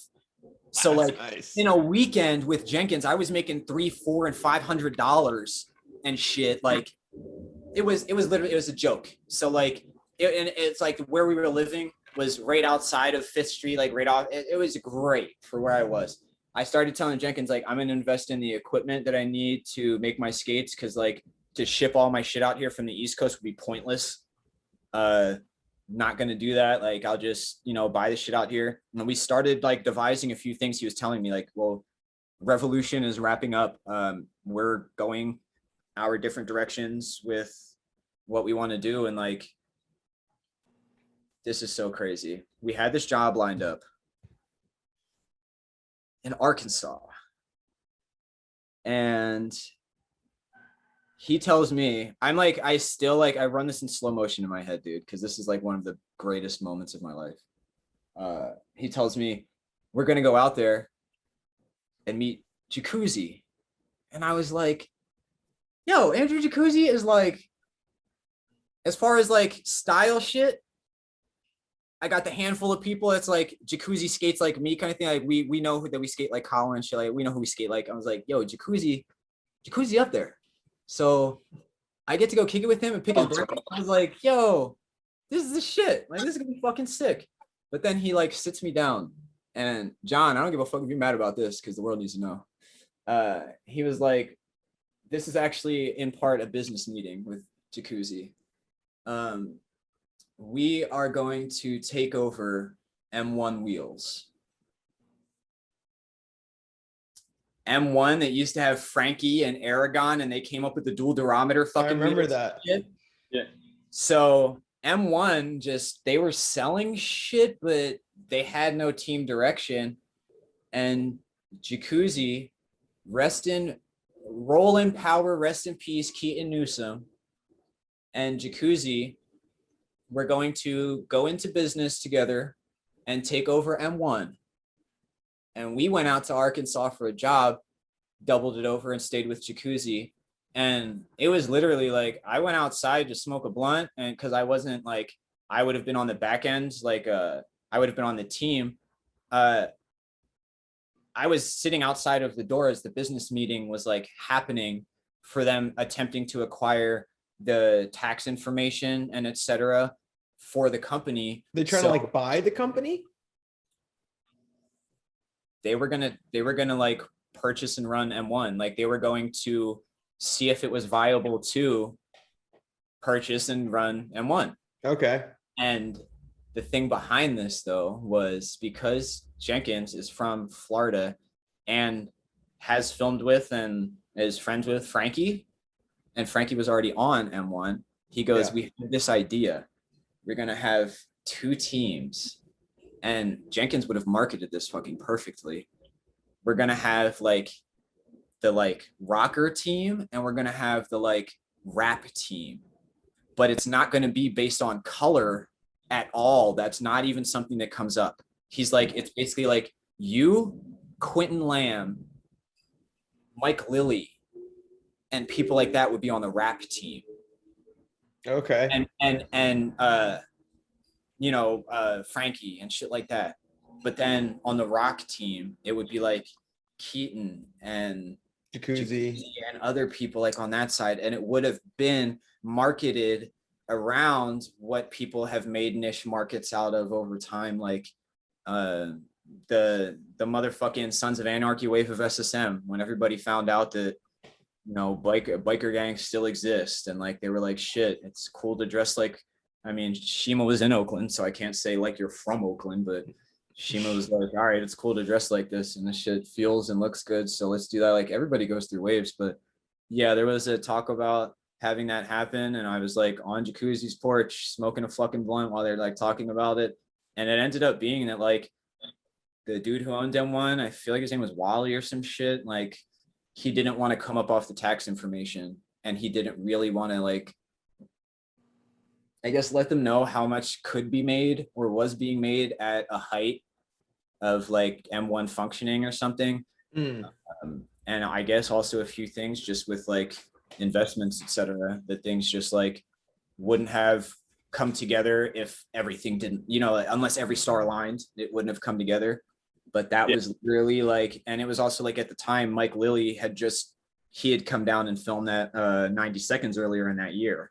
So like it was this thing where like we're gonna get Mike Lilly back out and shit like that, and like we're gonna cut like in a weird way, like we're gonna try and coincide this with me talking with Jenkins about like I want to release my skate, and like what if we did this thing, and I had this sick ass idea. I was like, I'm gonna release a skate, and my first skate will be all white, and I'm gonna do this thing called White Lines. Like it'll be to the song White Lines, just because the song is really good, but I'll only skate white. I'll paint spots if I have to, but I'll only skate white spots. And the way that Jenkins shoots, I had this thing. I was like, yo, we'll shoot this shit like prime Arizona times for each clip, but like I will only wear primary colors. Oh, that sounds cool. Oh, like getting a shot that's really orange or something like that and wearing all red so that it like almost blends into the entirety of the shot, or but the skates like pop super extra. Yeah, like making a shot that's like midday, that's like super sunny and yellow, and like there's a lot of reflection going on wearing all yellow, or the nighttime shots here and a lot of the buildings have like blue metal and shit. Like I was like, so like thinking about midnight blue and shit like that, like finding, and it wouldn't be like only limited to primary colors, but that's how the idea came up. Like it would be based around monochrome style. Like my skates wouldn't have numerous colors or any highlights, and my clothing wouldn't be logoed or anything. It would just be, and at the time period, I was like, I'll make my own fucking clothes and then batch dye them. So I have 3 and 4 of each set that I'm going to wear. So like, God forbid we go out and film in an all white outfit and I almost lace a sick fucking clip, but I ruin my pants or something like that. And yes, presentation of clips,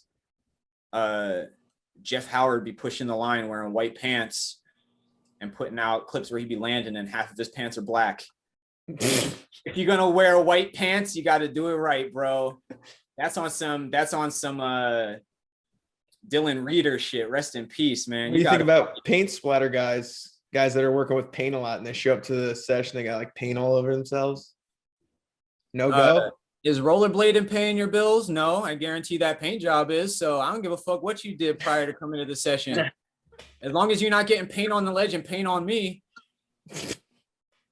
And like that kind of thing. I don't give a shit, bro. That's all. I don't give a fuck what anybody wears. So you're developing this idea, and as this is as revolution, you kind of know it's about to stop. Like, and this seems like it affects a lot of the community, and that makes sense. It was such a huge part of the Arizona scene for a while. Like for 90 seconds, and basically it was just like fuck you, and that's why my clips got put into the raw dailies. Wait, say that one more time. I was slotted like to have a 90 seconds, and basically it was just like all of the effort and things that were going on. Like James was just like, yo, fuck everybody. Like I'm out. Like we're not doing 90 seconds anymore and all this shit. Like, well, I mean, he was running out of money. It was like no longer viable to like run a storefront. Oh no. again, there are a lot of things that, and me being here functionally in the scene, going to the TNSs with James Johnson there, like the conversation I had, I'm like, there. I don't fucking blame. I don't place blame on any single person. I just talk about seeing what I saw between their relationship as it's like the triangle, the owner, the filmer, and the skater, like, and how all of us are making something that in turn benefits the other person, like at one point it was just like,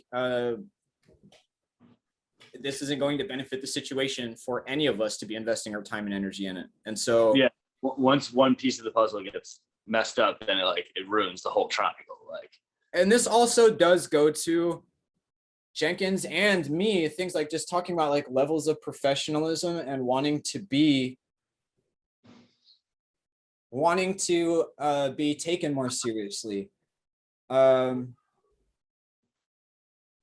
Let's see, are there any, like, we're about an hour in, is there any like specific point stuff that you guys would like to talk about before? You've hit on like a bunch of things that I wanted to talk about, like almost without me having to ask. So it's been good. Like, yeah, moving through this timeline's been fun. I tried to keep the dates kind of lined up, so we're around 2012 right now, and that's are you kind of getting ready to move to? Are you getting ready to move to California? Yeah. So this is all. So this would be things with Jenkins, and like all of that M1 didn't work out and weren't going to come together fast enough. Haitian had just come through earlier in 2012, or like right before the beginning of the year, and filmed the Mary Jane edit. And like when I got there, like Malcolm and a few of the people were still like Saba and shit. They were still like bouncing around and staying at people's houses. And then like Dylan, Malcolm, Bina, and somebody else, like they went out to Cali to find the Death Guy Manor. And like Saba, Jonah, Travis, who else? Was like Tim with them, and just like all like no, they what ended up happening was Saba, Jonah, and Travis ended up staying behind and stayed in Arizona and basically lived with me and Sergio like in our living room. Crazy. So I became really close friends with Travis, like me and him talking about skating and our views on skating and all of that shit, and just smoking weed and just being homies kind of thing. Like me and Travis Rhodes, I say points of relativity and style. There's like a literal like handful of people where I'm like, and it's funny because like I'm talking to you two and you guys both are from the same area that I came from, but it's like you two fall into that field of like, you guys have put out sections where it's like, y'all know how to fucking skate. I haven't really seen like whack section, like whack style kind of thing. So I don't know how to say it. Thanks. Certain people don't have good style. Travis does though. Travis has got Travis has the vision, man. He sees it the way that I look at it. I don't know. The thing. So like everybody, I feel like certain people that I'm talking about, it's like it's almost like the Sagona to Latimer thing. It's visible who I am actively imitating and trying to take from, but it is in a visionary form to like that direction is going to lead me closer to self kind of thing. Like the thing about Colin's style that made sense to me, and then it's like in reverse studying, I found out and watching older videos, Abdale was balancing his weight distribution with the arm way before Colin. So there's actually a clip where I feel like Colin, like this, it was in, I want to say the movie was like Transcender Respect or something like that.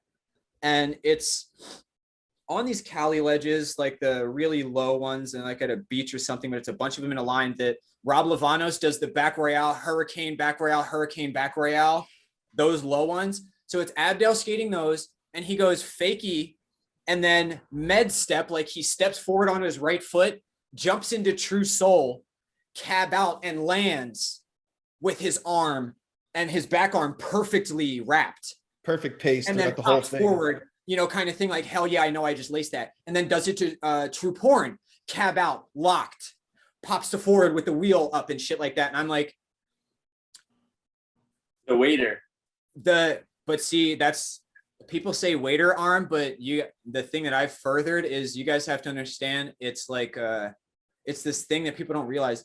It's almost like a magician or someone performing on stage, bowing after doing something that is like, the way that I see it, that may not be interpreted that way. The waiter arm comes because you see it more often.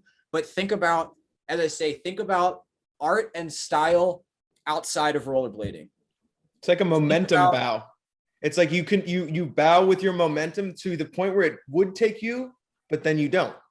And then it comes to think about where Colin brought focus and attention to things with, this means that I'm balanced. This means that I am fully, this means that I landed the trick the way that it's supposed to be done.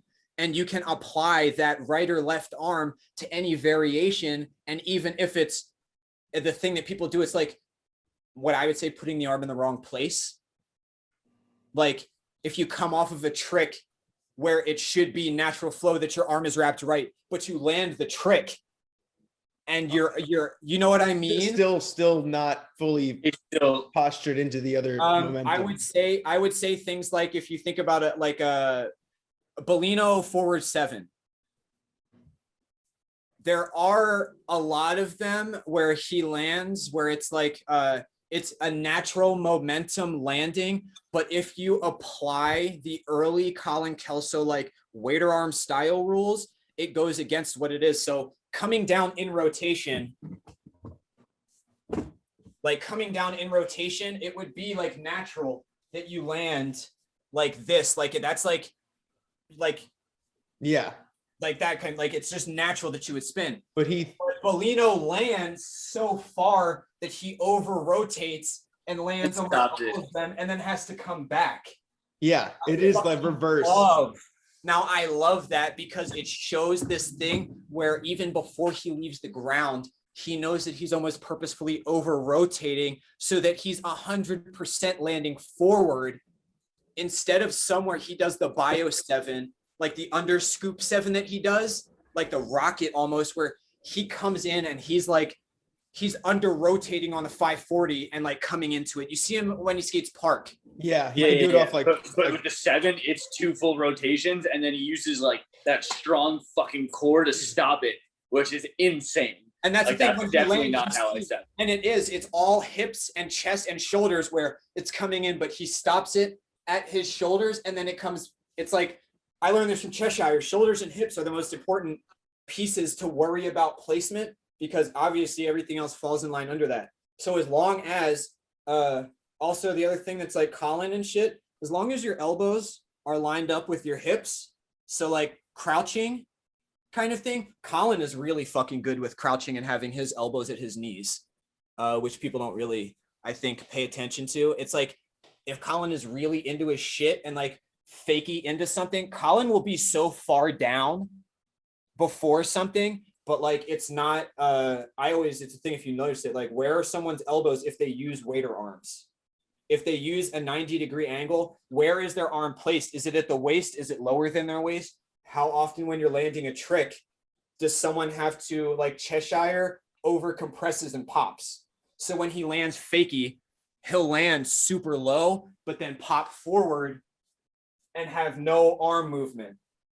Like Cheshire's thing with landing is that like he may land like a topsoul to fakey using the right arm wrapping, but it'll be this like high arm where it's like this, like it'll be like topsoul and then landing and then the dropping where it's like, yeah, I don't have anything beyond that. Colin has a longer hold, like almost 3 to 5 seconds before and after every clip, to where it's like you see Colin coming up and it's, okay, I'm here. I have my general muscle memory for the trick. And then when he comes off, I have it studied. There's a general range of motion where he has his arm placement is dependent upon his body motion and the spin or lack of spin coming off of a trick. So like studying style in that way kind of thing is where I can see where me and Travis talked about. It's like Farmer for Travis. is a very just direct and openly, you can see the influence. The He negatives. oh yeah, and just in general, again, his approach to skating, the negatives, I mean, Jesus, Travis is again one of these people where In his own too. He's got his own thing going on too. Oh, It's like for sure. there's maybe a farmer started him, but then he took his own. that's what I mean, and like that's where true artistry is represented, where Sagona may have skated like Latimer for a time period, but then there's undefinable, like, or undeniably, like, that is Sagona. Yeah, it's Like- not Latimer skating. And I would say that you can tell the difference between Sagona's second regime, Sell Your Soul to Roll section, and his gold skate promo in Barcelona. Now think about artistry and presentation from one to another, down to like Dominic Sagona is a fucking DJ and was using a Nero song for his thing, where it was like all of it in entirety is being presented on more of a front than my clips are here, and the editor is going to choose the song that they think fits because that's what they felt good editing to that night. Yeah, it felt more like him, his promo, his vision, his style. And that's a lot of people have that over time, where you can tell where the style came from. But I like to, anytime that I start overthinking rollerblading or politicking too much, it's the remove self from self thing. Like, I start to look at rollerblading as an artist, or as a musician, or as an athlete. That's the greatest way to look at it. I just had this conversation with a few people about the politics of rollerblading. Rollerbladers are expected to wear product and promote companies via physical exertion and harm to their body that is not covered by health coverage or any kind of foresight into the future of y'all know that there's like a actual, like, it's like diseases that develop over time from, like, it's like a cranial thing from, like, you know how we do gaps all the time, well, like the small concussion thing like develops over time, and like you can really fuck your brain up from like just knocking your brain around. So think about a football player who constantly has physical, that's the only other sport where I can think that like they are constantly on a daily basis of practicing, experiencing physical exertion and body, like a body contact that brings harm to your body, like your body hitting the ground when you fall, especially your weight falling off of something, is the same as someone relative to your weight running into you, you know? So like when I think about injuries and longevity in skating, if I start thinking about like, oh, this is especially like a style and skating, like I would love to skate in a different style than I do. I wasn't raised in the era of skating to feel comfortable doing 450 Royales and shit onto like I don't think you need to, man. That most recent thing you did on the just you skated a ledge. Dude, that's hyped the whole on that. point. That's the whole point. I would rather any day of the week, and it's some Philly shit. Take a handicap rail or a ledge. I want to talk to you a little bit about filming with I don't know his name. I only know him as Ryan Buchanan. Ryan McMahon. Ryan Buchanan. Oh, Ryan Buchanan. Oh, I don't know Yeah, why.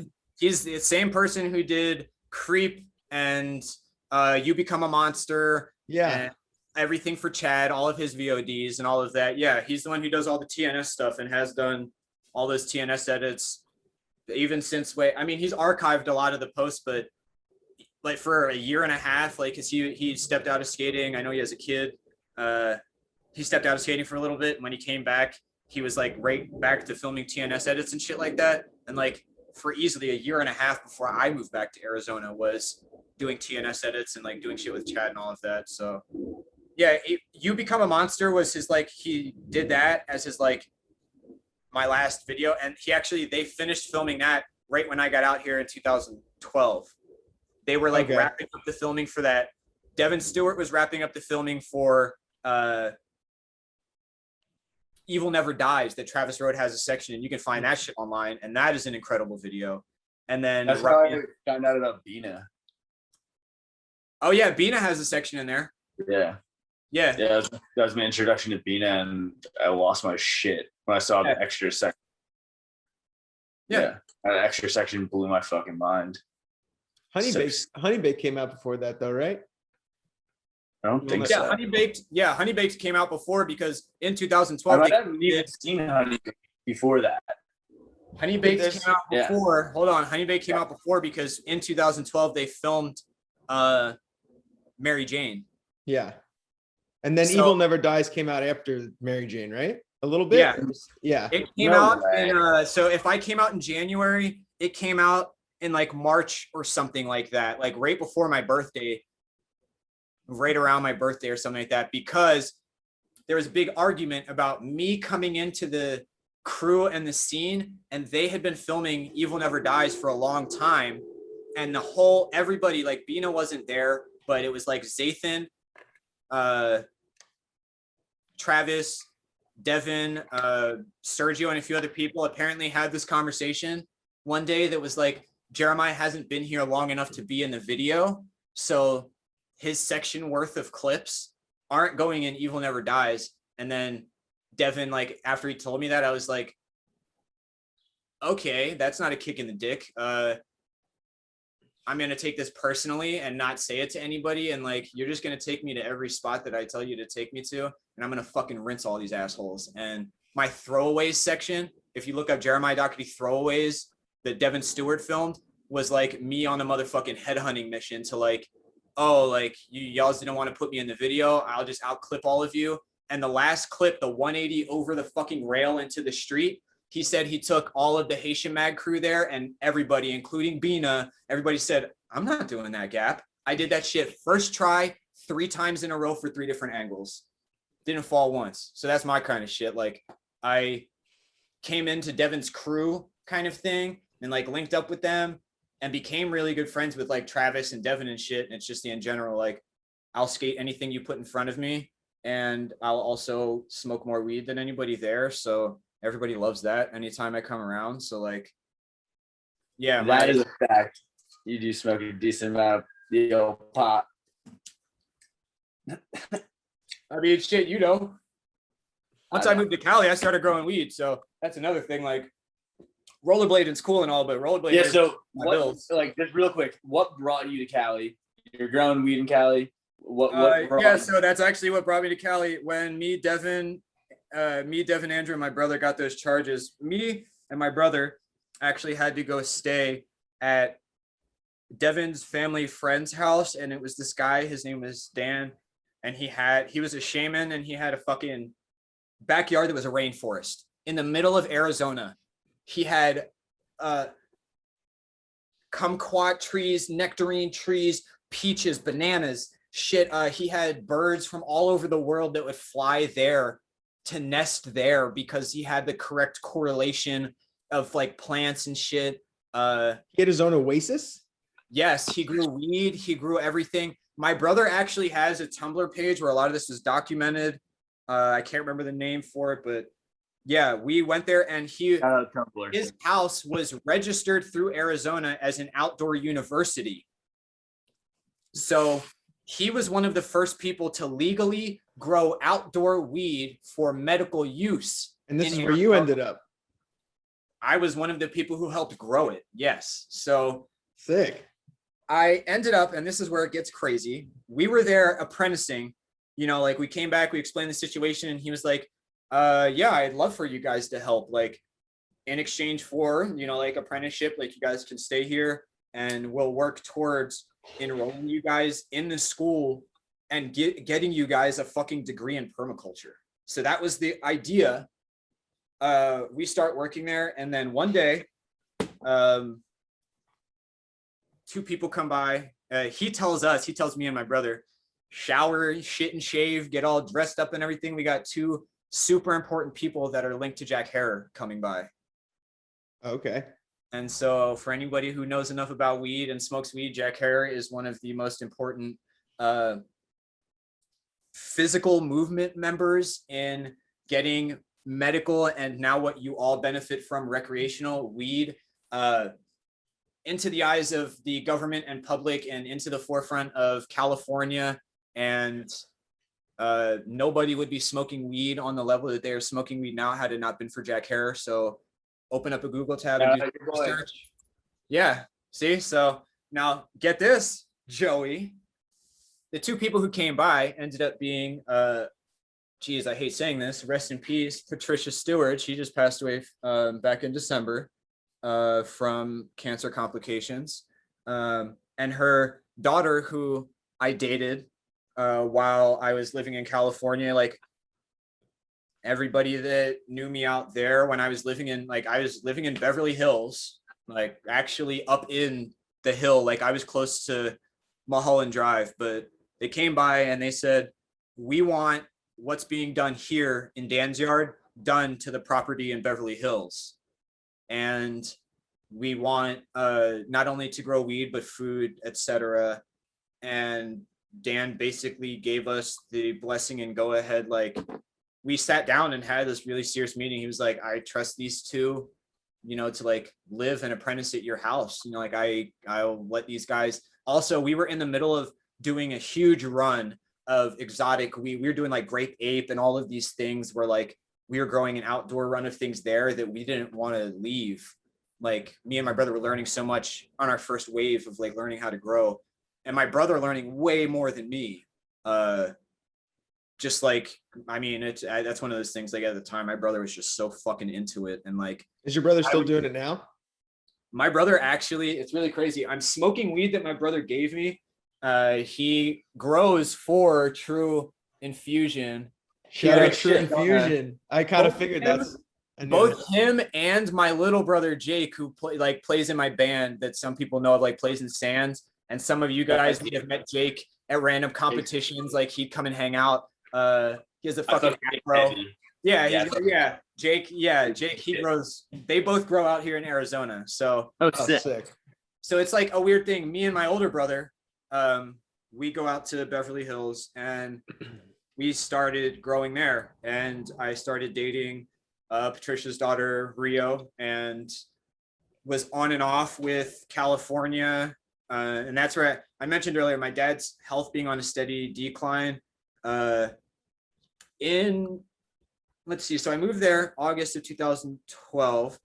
Year had passed by. 2013, I got a call from my parents.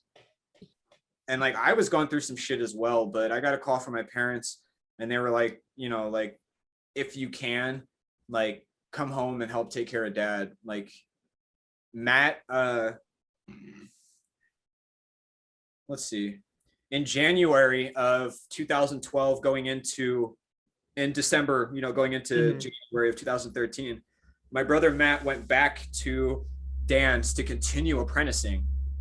And I stayed in Beverly Hills and was living with Rio alone. And during that time period, I want to say maybe April or something like that, like right around the summer, my brother got a call and was like, you need to come home and help your dad. Like he is not doing good. So Matt left before me, like maybe 2 months ahead of me, and he went back. Then I came back and it was one of those, like, I had to come back with all of the knowledge that I had just been sponging while in California about health and all kinds of things. I mean, like I was doing a lot of marijuana stuff. I mean, everything about California going, but like in general, the whole idea of like California culture going back to New Jersey is like a hard flip. Exactly. And so it was a thing, like I would consider it like I had to go through a very fast period of deconditioning and decompressing, because the Rio who I was dating, she was already very psychedelically advanced into that walk of life and understood certain things that were going on, like with me and health and my family, that like she was able to help via, this is how you handle this situation. And not like, oh, I did mushrooms, I get this. I mean, like the world and people that her family had at disposal. Like I was doing ozone treatment therapy, like breathing clean O3 gas and thing. Like I had a lot of shit. I was doing a lot of stuff within just the first year I was there. I was doing organ cleansing through this thing called Dr. Schultz, who functions out in California. has a spot in Marina Del Rey, I want to say, and it's like a health food place. Not health food, but like health tinctures and all of this. I was doing like kidney, bowel, and liver cleanses like 2 weeks straight, only juicing, like no salt, fats, or sugars, only eating fresh organic fruits and vegetables, making potassium broths during that time period. So you didn't get that, like, I'm losing weight, I feel sick, I'm having an electrolyte dip, I feel like I might have a seizure. Things where when people go to drastically cleanse for the first time in their life, they say, I could never do this regularly. This isn't something I could practice. It's like, I'll do this once a year for maybe a week. And that's me being healthy. This is like, I started doing this. Like I did this 4 times in 1 year, took a full 2-week break, didn't smoke any weed, didn't smoke any tobacco. When you got back to New Jersey, or like when you were in California? This is the first year that I was in California, and I started telling my mom about this, and she was like, please come back and help us do this here. And so in 2013, in September, I came back to the East Coast for a year and a half, because I came back in 2014. And so when I left, this is the weird thing, and this will now propel us into like almost current time. When I left, and like, yeah, I was growing weed and doing all of that. Right before I left, I linked up with Jeff Lynette and Circolo. And Joey, when you called me to talk about doing this interview, you hushed me up on this when I brought it up. And you were like, we can't do this right now.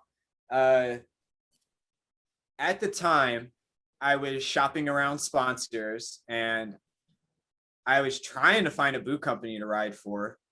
And also, all during this time period, I don't even like doing it because like, I don't even like mentioning this because like, I just don't like hyping up companies anymore. I was one of the first 3 American rollerbladers to be shipped and ride Kaiser Powerblades. And for those who know and watch the edits, me and Derek Stanton, and rest in peace, Ben Karras, who was a functioning rollerblader, writer, and photographer out in the scene. Me, Derek, and Ben shot a series of 3 edits, 2 edits, something like that. But we did a series of edits for the site called the B-Roll, which they put together. And I did a park edit, and I did a pool edit. The park edit was me riding 80mm power blades and these weird ass skates that me and Nemo found them on eBay. And they were these weird plastic skates that kind of looked like M12s, but they were like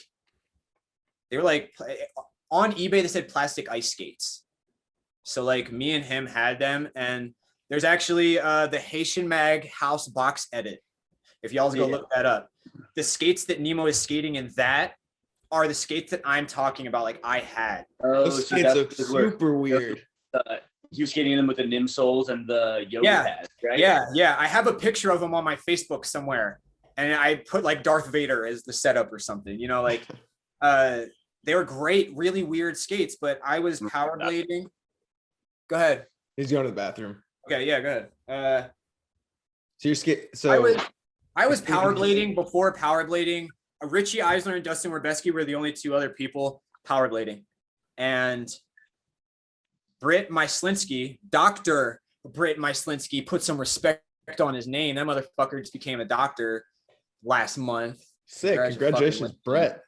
Yeah, Britt is a fucking he's a staple in the Arizona scene, and is part of like Devin Stewart and all of those guys, you know, friend group. And he's actually one of the first people when I came out here. He was like, dude, I loved your Chris Schroyer Arizona section. Like you skate so uniquely, and like I you know, in such a unique way that, you know, I'm happy you're out here now. Like I hope we get to skate together and hang out. And you know, he's one of those people where he messaged me when everybody's posting videos. His graduation was a live feed, and I sent him a message. I was in tears. I was like, dude, like you're a fucking doctor.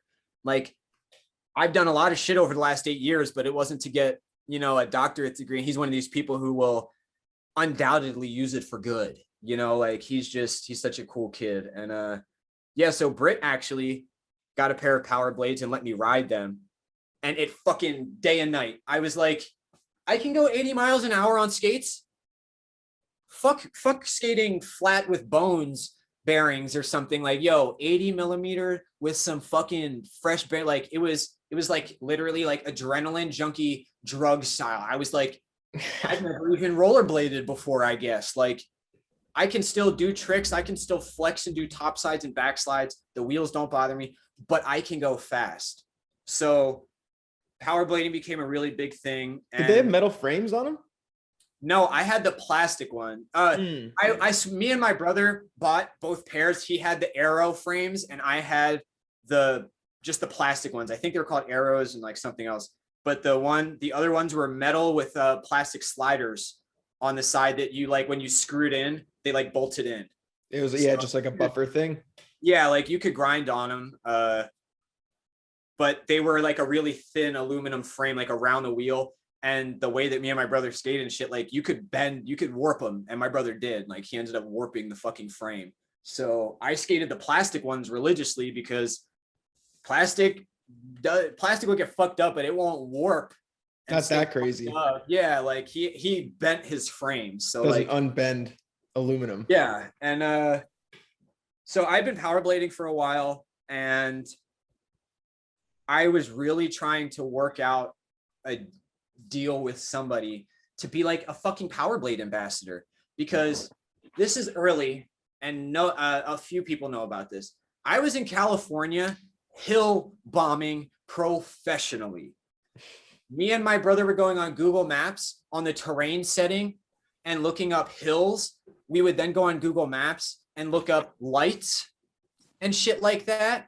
And Rio, who I was dating at the time, was going to the music school in Santa Monica, and the other campus, she was going to another campus. It's called like the Bundy campus, where there's like an airport in Bundy that's like right outside of, it's like if you're going down Wilshire Boulevard to Venice Beach area, it's like, you know, kind of in that little area, but it's like a little thing, and there's a lot. By the Spruce Goose. Yeah, there's a lot of fucking hills. And we started, like, she would go to school from 10 in the morning until 2 or something, and like we'd be like, all right, well, we're just gonna go fucking hill bomb and we'll meet you back here. And we had power blades, so we were in 80 millimeter wheels finding the steepest hills and kink hills that we could find here in California. And me and my brother, no cameras, no phones in our motherfucking pockets. We'd leave our phones in the car because we don't want to crush them. Hill bomb, like, and it got to the point where, like, I say adrenaline junkie, like fucking drug style, like we were like looking for the craziest shit we could find. And it ended in me finding, this is actually why I stopped power blading. We found a triple kink hill in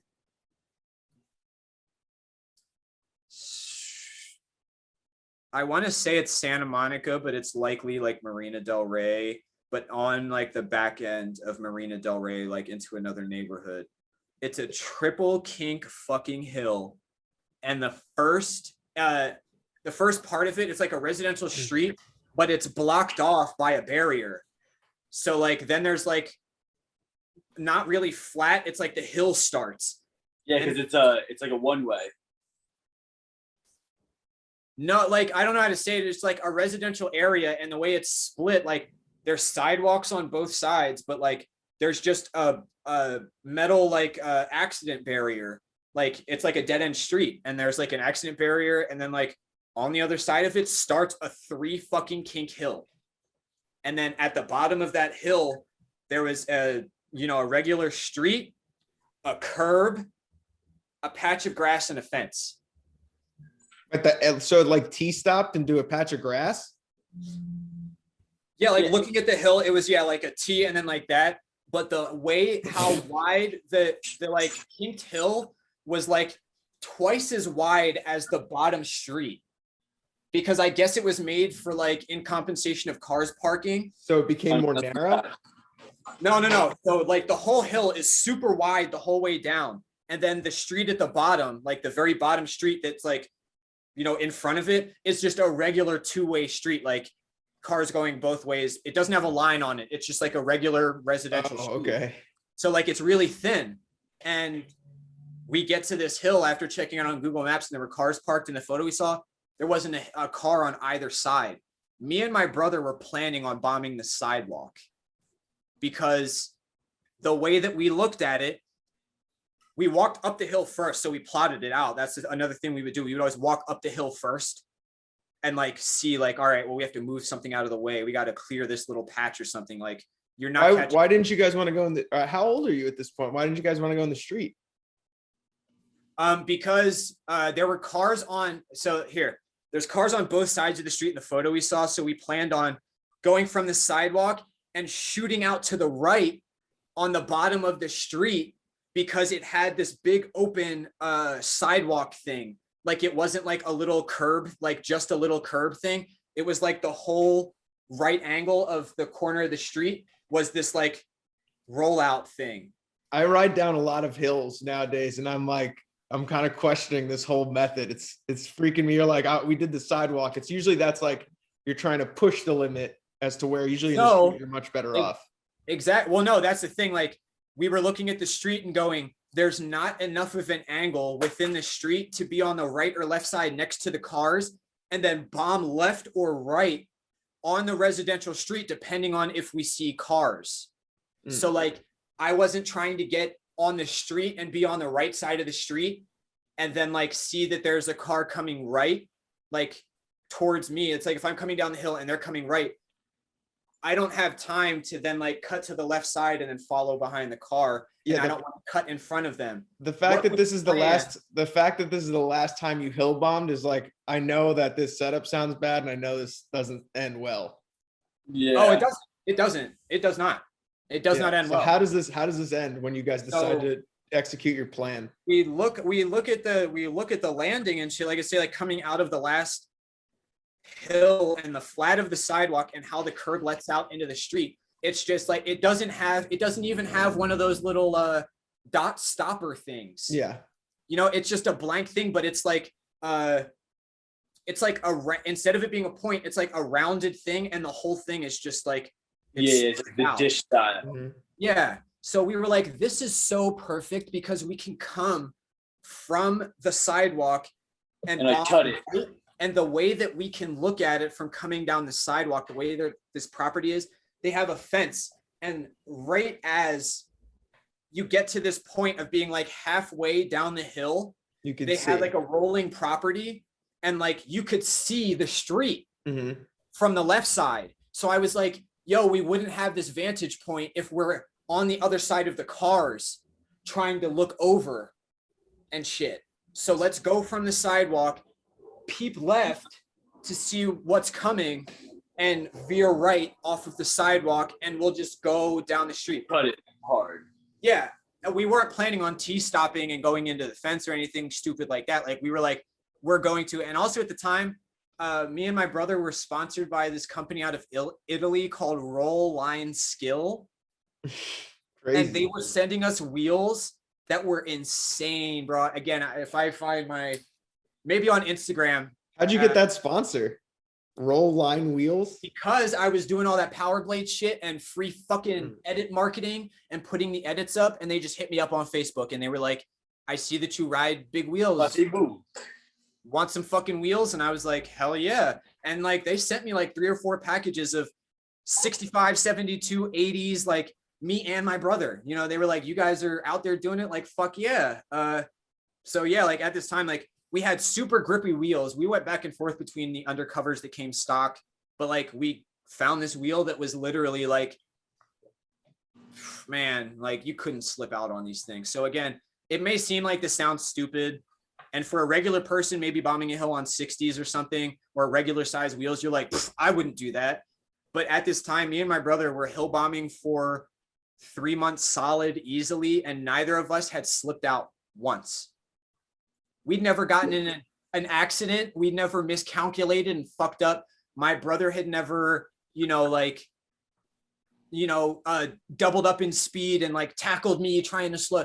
Me and my brother, like I say, it was like almost like airborne style. Where like me and him were just like solo dolo out there, like we're not going to the skate park today. We're going to Bomb Hills. So what happens So- at the end of this plan that you guys have? How does it go when you guys do it? Seems like you're not the one that got hurt. Oh, I was. Oh, My brother fucking didn't. Fucking asshole. I get to the top of the hill, and this is like, we'd fucking be smoking weed and shit. I just had this idea. I get to the top of the hill, I'm throwing the roach on the ground, and I was like, I'm gonna gap over the barrier into the street, and because there's no cars, on the first kink, I'm gonna swerve and like half jump the flat and then cut into the sidewalk behind you, Matt. okay.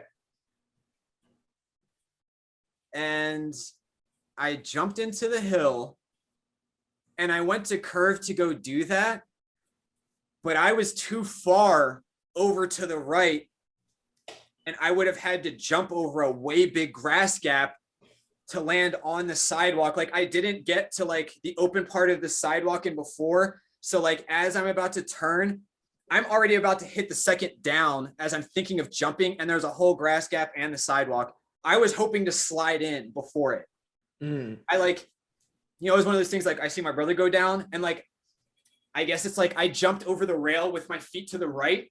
So I land going right. Yeah, you drifted. Like, yeah, not like jump in and immediately go down. So I noticed I'm about to do it and I was like, fuck it. I'll just ride this bitch out in the street. And Matt's already a full like skate, like push length ahead of me. Yeah. Kind of thing. So like worst comes to worst, I'll just flat spot a fucking wheel and like, T-stop, because at this point we're not at power stopping. Like the speed that we're going to be at 3, like the third hill and coming off is like, there is no weight distribution at that speed without cess sliding kind of thing. Like there is no muscle memory that's going to allow you to be like, you can't turn. Yeah. Like you're just going too fast. And I knew that. And like, we'd done 2-tier hills numerous times, no problem. This one was just fucking weird. And so I knew I wasn't going to make it onto the left side. So I just swerved and stayed in the street. And then as I'm in the middle of the street coming down, Matt starts T-stopping. And I heard him yell something, but I'm thinking about how I just fucked up and I completely put out of my mind, check the fucking yard for the car coming. Matt in my head, I guess, is yelling car, car, car. So I see, and it's like trees and shit. I see my brother like through the trees T-stopping, and like trying to fucking slow down and shit. I hit the third kink of the hill and my brother is now, I'm up a ways and my brother's just hitting the flat. He T-stopped so much and he was about to like put his feet back together and like just ride it out. Because the way he stopped his speed, the car there was a stop sign also on both things at the end. So left and right, there was a stop sign. Him thinking the car's going to stop and then go, I'll slow myself down a lot and just ride behind the car. I'm like, maybe I won't, like, I'm already so far ahead of Matt. I'm just going to cut left because I can't check right to see if there's a car coming behind me and I'm not going to cut in front of this pickup truck. Yeah. I go left and the fucking pickup truck never stopped. Oh shit. And I got hit on my left side. This motherfucker going like 25 miles an hour. And this is like a fucking movie, dude. I got hit so hard as I'm going like body going left. It hit me. And like I spun wrapping off of the car with my feet and legs out, like, like kind of like that. Like I got hit and it just wrapped me around. Like launched me from the car. I did like a 360 with my, hands and legs out like that. Bounce off of the car, 360 directly onto the like crease of my ass onto the curb that's across the street. Oh shit. And just completely ripped open my fucking leg. Like all of my body weight being thrown because of like 25 miles into a curb. I like literally like split my leg open. Holy shit. And mind you, remember how I just told you? we don't bring cell phones with us. That sucks. So I got up in literal shock, and there was a neighbor outside watering their plants a few houses up. Just start screaming, "Hey, fucking stop, fucking stop." Trying to get the dude to fucking stop. He knowingly hit me, kind of thing. Like, there's no way you didn't feel me hit the front end of your, like, I hit what would have been his left, like, headlight. Yeah, and I mean, he would have heard it. You know, you probably Yeah. made a sound. Probably It was dented a- the dude, fuck out of I this heard it. car. It was a big like kadun Yeah. kind of thing, and he kept going. So the lady started screaming and shit like that. Oh I shit. stand up right away and I start checking myself out, and I had shorts on. I see that there's blood coming through my shorts, but like I don't wear underwear. I fucking just wear pants, you know, that kind of thing. So like, kind of unaware of my surroundings and all of that, like I just pulled my pants down and like looked at my leg. So like just cock out, like looking at my leg and shit. And then like I kind of look around, and like numerous people are coming out of their house. It's like a scene developing. Yeah, and like I have like blood coming down my leg kind of thing, and I was like, great. So I like went on my thing, and it didn't hit. You know, the adrenaline of the situation and the shock didn't hit for like 5 minutes. I was telling my brother, I was like, yo, that shit was crazy. I'm fine. I'm completely fine, bro. And he was like, 10 minutes later, "Shut you were up and not sit fine. down." Yeah, he's like, yo, shut the fuck up and sit down. You're turning green. Yeah. And I was like, shut up, man. I'm fine. Like, so then like we walk a block because my brother was like, fuck, like we need to Go somewhere. get back to the school. Rio at the time is actually in the middle of taking a midterm or a final. And we had to get back to the school because my brother was like, you don't understand, like you might like bleed out. Like I like ripped, it looked like it's like I ripped muscle kind of thing. I ripped my fucking leg open. Like it was deep, and I never got stitches for it. I still have like a huge white circle kind of thing. Like it was just like my skin just ripped open from the pressure of where it hit. My brother says, let's walk back up to the school. Mind you, it's like we just came down a 3-tier hill. The only way to get back up is to go back up the hill. Yeah. To get back to the campus. And that's where it hit me that I was injured. And like, it was basically like I had my hand, my brother was carrying both of our skates. And you're just holding your I leg. had my hand on my brother's shoulder, like trying not to throw up the whole way up kind of thing. And then there was this really like scary moment where I told my brother, like, yo, I have to sit down. I have to sit down.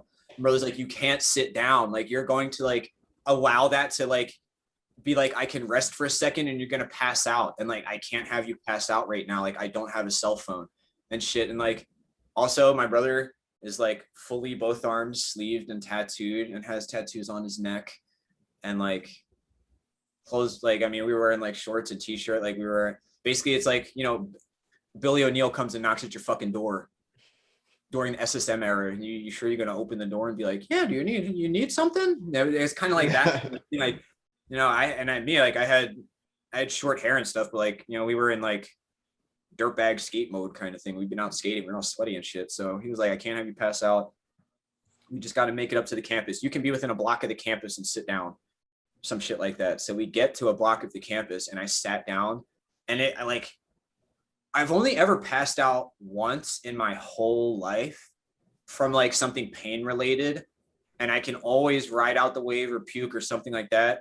But like I sat down, and it was like a heroin addict in a movie scene or something. I sat down, I was like, oh, and just like slammed down on the ground, just like fucking like I had the second, like my brother said, the second I told my body I can relax, I just like full body loss of control, fell over in the grass, like where I was sitting and shit. And my brother was like freaking the fuck out and was like, what the fuck? And like 2 seconds later, I just like opened my eyes and I was like, yo, shut the fuck up. I'm fine, man. I'm fine. Yeah. You know, he's like sitting up and The shit. pain and the exertion probably just took over at that point. Yeah. In the shade, you feel a little better. You got to just like lie down for a second, just take a deep breath. Quick reset. Yeah. And like, I was like, I'm fine, bro. And then like, he was like, all right, she ended up having to come out of her class early and like asked me if I wanted to go to the hospital. And me being like stupid and where I was at the time, I was like, nah, I'll just go home and like smoke some weed and shit like that. That ended up being that like I couldn't skate for like 2 months after that. Sure. And The leg is probably jacked up. It was fucked. It was like I couldn't, and it's like my left leg is kind of like my base leg. So this is before you guys went back to New Jersey. This happened. Yeah, this is in 2012. Maybe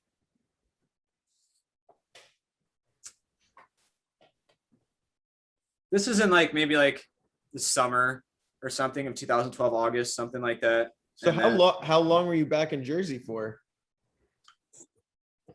I was back for a year and a half or something because I can't. So it's like, And all then right, you so went. hold on. Before we get to that, because it's a really quick thing. Like me being on the, I didn't even do shit. I literally stayed home and took care of my family, and then I got a plane ticket and went right back, kind of thing. California. Yeah, I was just straight up like I'm going back, and like me and my girl had stayed in a relationship the whole time, like during that time period. So like I came home, took care of my family, and then like was just like, okay, everything's good here. I can go back to California, right? And they're like, yeah. So I left and came back, but I didn't skate while I was on the East Coast. Like it was a physical thing. I couldn't. I was taking care of my dad. For sure. Someone had to Makes be in the sense. house, kind of thing, like at all times. So easily 5 days a week, it was like a job. Like I was in my house and doing shit, and like didn't really skate, didn't really do anything. But it's weird that that happened because this is all leading up to I stopped powerblading and I took a break, and then when I came back, it was right around the I guess that would have been June or July, because when I came back, it was the OG Blader reunion in San Diego that they threw back in, like there were only two of them, and it was Bo Coddington or somebody organized it, and it got everybody out there at a park in SD, and like there's edits from it and shit. It was like fucking Zamora and all these people came out. It was like a big deal. But then it ended up being the third year they went to do it. It was like the same time as some NIS party, like some reunion party that was going on. And he, like whoever organized it, got really mad about that and was like, fuck it. Like you either come to Blader, the OG Blader reunion, or that. So like the first, it's like the one that I went to ended up being that like I wasn't riding for anybody. I was riding a pair of fucking rollerblade Lightnings that I found off eBay, and no sponsor at all. And I went back to riding regular wheels, like just whatever stock wheels I had. The OG Blader reunion thing is coming up, and I want to go to it, but I don't know how to get to it. And I think a week before, it was like a week before that, there was the Rip and Roast barbecue at Centennial Park or whatever park that is, that everybody skates. You know what I'm talking about? Yeah. I forget the name of what. I forget the name of Yeah, the one with that's like super slippery and has like the everybody like airs out of the bowl and then does the 1/4 pipe and then the other quarter pipe. Where they do the Negretti Memorial Session. Yes, where they do that. There was like it was before.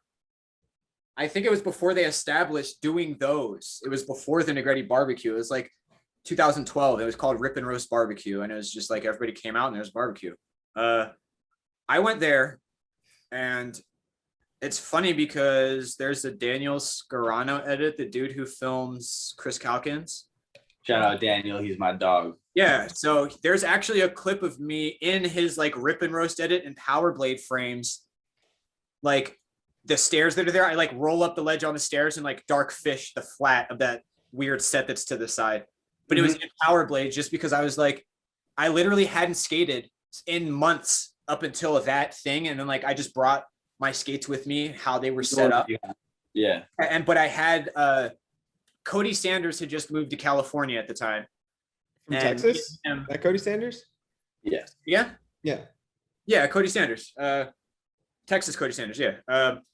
So he had just moved to California and was doing some work and was living in, I want to say Huntington Beach. And me and him had talked prior, like on the internet and stuff, and just like, yeah, like love each other skating, like hope we get to cross paths. And him being in California was like, holy shit, dude, we'll actually get to skate. The Rip and Roast barbecue, I met up with Cody, and he gave me a pair of blank frames and a flat setup of rollerblade wheels. We skated. I instantly just, oh man, you're fucking on, like, you're a great friend, like all of this, like, how did we not meet sooner? And it always happens like that, like rollerbladers that I'm really like, I like your style, things like that. Like I end up meeting them, and you guys know it's like, what the hell, like there's no barrier that needs to be broken. There's no ice that needs to be broken. It's like, especially where we are at our age kind of thing. It's like, in general, like you show up to a session and meet somebody new, like have a beer, smoke some weed. Yeah, even if you don't, like just general socialization. All of a sudden you find out like, oh, you make music, you're into cars, bikes, this, that. There's always some point where we're all so interconnected that like meeting, it was just like a joke. I was like, dude, it's like we were in each other's crews growing up. Like me, and we were talking about all of this shit, just like, I love this, I love that. What about this? What about that? So like the whole day, it was just me and Cody just talking and talking. And then they go, hey, there's a session going on at a school right down the street. Do y'all want to come out? And like, it ended up being that it was like Russell Day. And I knew who Russell Day was. I hadn't met him prior to this. Mm-hmm. And I've been, and I literally just messaged him last week. Like, I hope you know it's going to come up. Your name's going to come up a few times in this interview. You're a sweetheart. He is actual, like I've said, there's like a few people I've mentioned, I guess my brother. It's because like the rollerbladers that I've invested time and energy with, that I've actually ended up in some way like staying with and shit. It's like these people share similar views and everything, to where it's like I could have been in their crew or family and you wouldn't hesitate to question it. But it was the first time I met Russell, and I'm a huge fan of his skating. So it kind of turned into this like hush hush battle session. It's actually also, shout out to motherfucking Easy gang. It's that first time I met Gregory Preston, and he came up to me and was like, hey, I know people from Rochester. I know you from your shit in No Food, No Water, No Tapes and the shit from Chris Troyer. And so I was like, oh shit. And this is way too easy, didn't even exist. I mean, Gregory was writing Shadows kind of thing. Like this is way, yeah. So this is way early on. This is literally the first time I ever met Gregory too. Damn, I didn't put that together until right now. Nice. All right. Sick. So, yeah, so I went to this session at the school, and it turned into this little battle session. It was Tyler Hester. Oh, I remember him. Wow. Throwing out a big name right there. Yo, Tyler, shout out. All right, so here we go, people. Shout out Tyler Hester, KTG, Danny Ruiz. I'm horrible with Spanish and Mexican pronunciation and names, so don't roast me too hard there. Danny Ruiz, the whole gang, Sean Rodriguez, motherfucking Ricky Rodriguez, Jacob, all you motherfuckers, y'all all know the deal. They took me under their motherfucking wing and came out the sessions. No questions, just like, yo, love all those dudes. I hope when they watch this, they clap.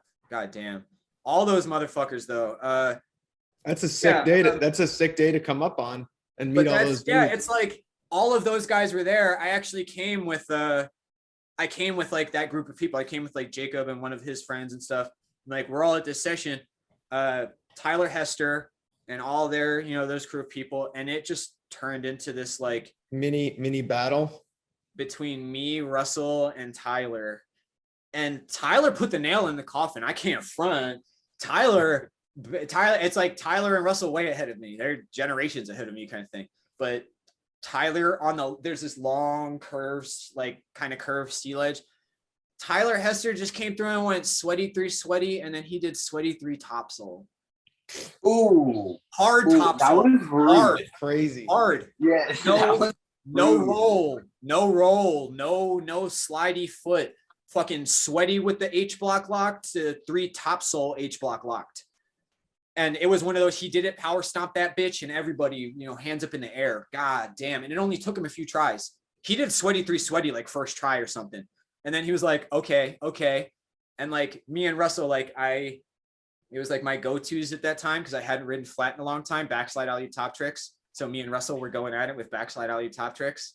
And like, that was like a weird thing. So I get pulled aside by Jeff Lynette, and he was like, do you ride for anybody? I was like, what do you mean? He was like, do you ride for any wheel companies? Like, I thought you rode for Denial or something like that. And I was like, Nah, that's like, no, I was just like in Philly and like around all of that. I never rode for Denial. I rode Denial wheels, and I would tell anybody at the time, you know, ride Denial wheels.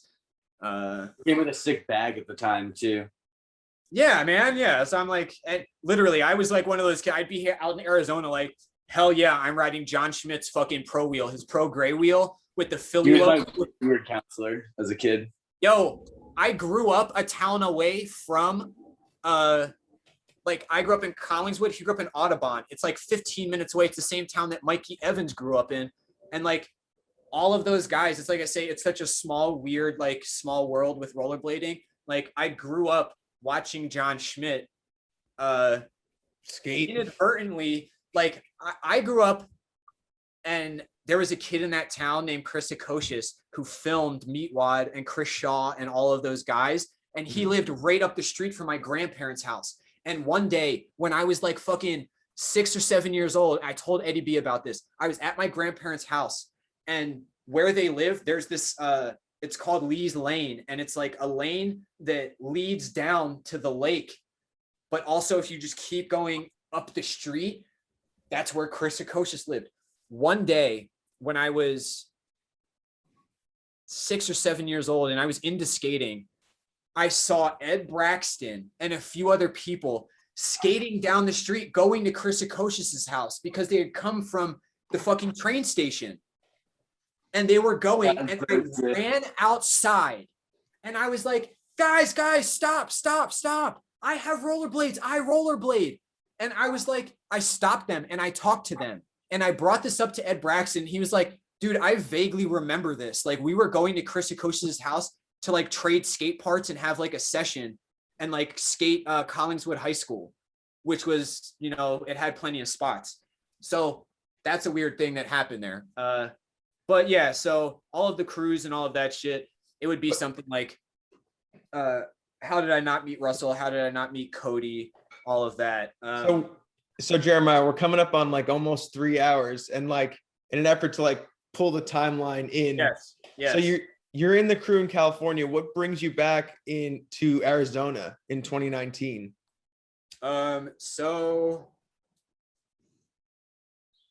this would be, so like Circolo and all that was happening. The year and a half that I came back was like to the East Coast. I didn't do anything. And then I came back in 2015 or like 14 into 15 or something. Right around when I moved here. Yeah. So like 2015, I'd come back and I was living in Beverly Hills again. And that's when I started dropping all shit for Circolo. I told Jeff, I was like, it's on. I'm here to like go fucking pro for whoever will make me pro. Let's go on these fucking edits. And this is during a time period when Vimeo and putting an edit out on Vimeo and trying to break 1,500 views was a big fucking deal. Mm-hmm. So like we were doing that. All of my edits, all of my Vimeo edits, like they would be posted and linked to Instagram or linked to Facebook through mine and the Circolo Facebook. And within, you know, like 24 hours, 48 hours, you have over 1,500 views. And so I started telling Jeff, I want to go pro. I'm trying to specifically develop a pro wheel, i.e. I have them somewhere, but the Speed Profile gray Circolos that came out that were the team wheel were supposed to be my pro wheel. I got fucked on that. I actually hand drew the design for it and scaled it down and sent it to him in a file that could have been like, you know, put into Photoshop and printed. And did he use that design? No, what ended up happening is like the last run of Circolo, and I actually, and this is a thing, so this is all going to bring up to like me coming to Arizona because like 2015, that whole year, I went off. I said, fuck it, I'm dropping shit for Circolo, regardless of anybody liking it or whatever. Like during that time period, and the growing weed and doing all the things I was doing, I leave my house with a half ounce of weed. It is like a replenishable half ounce of weed every 24 hours. Mm-hmm. Like I could just leave my house with weed kind of thing. So what brings you, like, through making the wheels and the last run of the Circolo wheels, how do you get fucked over on that? So me and Jeff at one point actively start talking about you want to go pro, what wheel do you want, and what content do you want to be realized for? Like, what kind of skating do you want to do? Like, you want to do hammer skate? Like, it's literal. Like, what are we going for here? And he didn't want what you were trying to do. What it was literally in conversation is that, like, I am unfortunately one of those people that's like it's like the transitional skaters. Like, for the time period that I came up in and everything, like I said, I'm not that 450 Royale fucking kink rails, but also I'm not super into like where Instagram skating is right now, and like the bastardization of mushroom blading and shit. Like, the where things are, there's like far left and far rights, and I'm like literally right in the middle, where like, give me clean tricks, good style. I don't give a fuck what you're wearing or doing. Like, just You think there's a bastardization of mushroom blading going on? 100%, 100%. But what would like, you like? What would be an example of that? Yeah.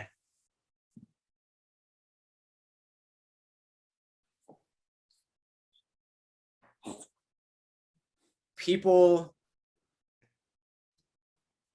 Because in a way, you could see mushroom blading as like a bastardization of it the is. So this is rules the of issue that I skating. have, that like it's one of these things. I've been in support of mushroom. I said this about Michael Briggs too. I've been down with mushroom blading and Michael Briggs since before it was cool to be down with mushroom blading and Michael Briggs. Like, I was on A-Mall messaging Michael Briggs like, yo, you are a genius, never stop skating. And he knows that. Like, world facts. Like, I was messaging Michael Briggs on the A-Mall message board and said, don't stop. You know, like, He has. I would literally repost his edits on A-Mall, like, bow down to the god. Like, come on now, don't fuck with me. Mushroom blading is the same thing. I would message them and talk to them about skating. And there was like a brief period where I talked with Joey and all, like, about skating and style and things like that. And like, I view mushroom blading as a very weird phenomenon in rollerblading. Hear me out very quickly. What do you consider, real quick, what do you consider mushroom blading? And then continue with your thought. I consider mushroom blading, because I'm from America, by Charles Dunkel's terms, who defined mushroom blading, as kind of what is more represented in VG20, the improv section. Like, not necessarily taking the common approach to the spot and or not utilizing the common trick.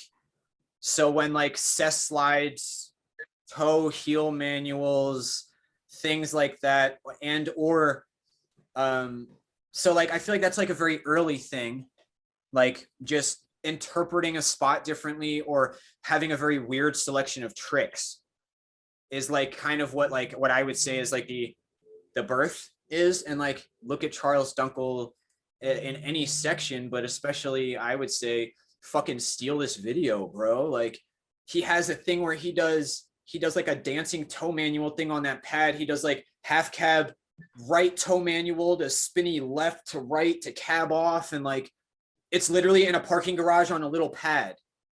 And he goes like, I feel like he has the one thing where he goes like 360 toe manual to cess slide to fake ear. He does just crazy shit where who the fuck else was doing that? But in the same right, look at VG18, Battle My Crew 2 East Coast, or not Battle My Crew, East Coast VG2, where Walt Austin and Dre Powell are utilizing cess slides in ways that they're not being utilized by general public. Like, literally, and how it was explained in the Jump Street podcast, he was like, we've done everything else. We had waxed ground. Why not try to cess slide for a really long time or do something crazy? And then like Dre Powell's section in that, there's the thing in the 3-part section. They have the very first like ninja one, the freestyle section, where he's freestyling with his homie and he's in a parking garage and he does this like hurricane spin on his left foot, just like going forward, steps down onto his left foot and just does like a hurricane and then goes to fakie. And like, that to me is like the essence of mushroom blading as well. But it's also like, they're actually in the borderline of, they're from the South. So for Dunkled and that group of people to say this is mushroom blading, and that's still being applied there to stuff. There's all different versions of it. There is, I mean, geez, it's like there's weird things about Philadelphia skating where you apply mushroom blading. Cess slides, I think, apply to mushroom blading in the way that like Colin utilized them. Like, but what part of this is a bastardization of mushroom blading? Yeah, that's what I was now, okay, so I'm talking about American. There was these motherfuckers. I actually found out about mushroom blading by watching this old Joey McGarry edit that was on oh my god, what's his actual Eric Woods? Nemo, like that group of people. Woods, his old name on Facebook or whatever, MySpace used to be Urkadirk. And yeah, he on his page, there was nothing on there except for an edit of Joey McGarry at the park that they always skate. And it was just Joey in a pair of Rems skating flat, doing some buck ass shit. And this is back in like 2010 or something like that. I saw this edit and it was him doing like swiveling. Like he does the thing where there's the down set and he does like swiveling on like a 360 swivel to like soul down the stairs, where like him power swiveling, like, you know, wheel turn kind of thing, but it not being like a wheel shuffle. Like he fully rotated and like pushes his wheels against. It's like there are aspects of applying things that people don't think about that are within the realm. Now comes mushroom blading, where they've self-admittedly said they only skate the way they do because they couldn't and didn't feel comfortable learning and following other popular trends, i.e. skating big down rails, skating in certain skating in certain areas where the spots are predominantly like big spots or something like that. Like there's a few interviews and a few like in their movies, things they mention, it's like they transitioned weird. Yeah, like we kind of noticed and veered in our own direction. And to me, that is in its own, like it is to say bastardization and apply it to the original like Canadian group of mushroom blading isn't the correct terminology, because I would feel like they're again almost another country and out of the public eye for a very long time. They've been doing what they've been doing. Go back and watch how to be unpopular, like better than baseball. It was all been doing it since I literally, when I went to Arizona in 2012, Ryan Daly was watching one of the How to Be Unpopular movies in his fucking room when I came and stayed to film my section. I was like, you know about mushroom blading? Literally, I'm not joking. I was like, wait, you know about like Todd and Joey and shit? He was like, yeah. Yeah, at that time it was different. It's very pervasive now. It's one of the they had been to Arizona, so maybe that's how they knew. But in my head, I'm like, I know about them on some secret shit. Like I just found it and I stalked their pages. Like I found their YouTube page, I followed it and all that. So like I followed up with them from finding that edit on Urkadirk's thing and like and like I would say that there's a point where they started gaining attention and then had to silently start defining the borders of mushroom blading to where say that again. Todd and you Joe, feel like because of popularity, because of gaining created popularity borders on what they were and weren't allowed to do. Wait. You broke up a little bit. Are you saying that because of the popularity, they had to create borders on what they were and weren't allowed to do? Yes and no. I feel like it's this thing, like they're invisible borders kind of thing, where they established through, especially what was it, the Big Wheel movie with Leon Basin to the Action Bronson song? Big Wheels 2. Big Wheels 2. Okay. Yeah. That to me also, them only skating big wheels for it, where that was a niche thing that happened within a closed pocket because of Dustin Werbeski and Richie Eisler, who happen to be from fucking Canada, who were traveling in Spain. So what is that? How does that connect to mushroom blading though? How does Richie Eisler?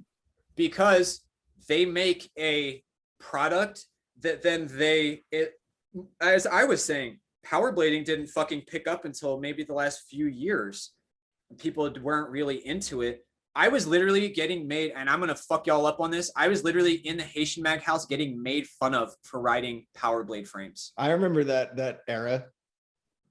Yeah. Right around 2014 to 2016, maybe even to have everybody be wizard blading and shit 2 years later, like literally being made fun of, like, bro, you're a fucking loser. Like, this shit is dead. This is not a good look for rollerblading. Put on regular frames.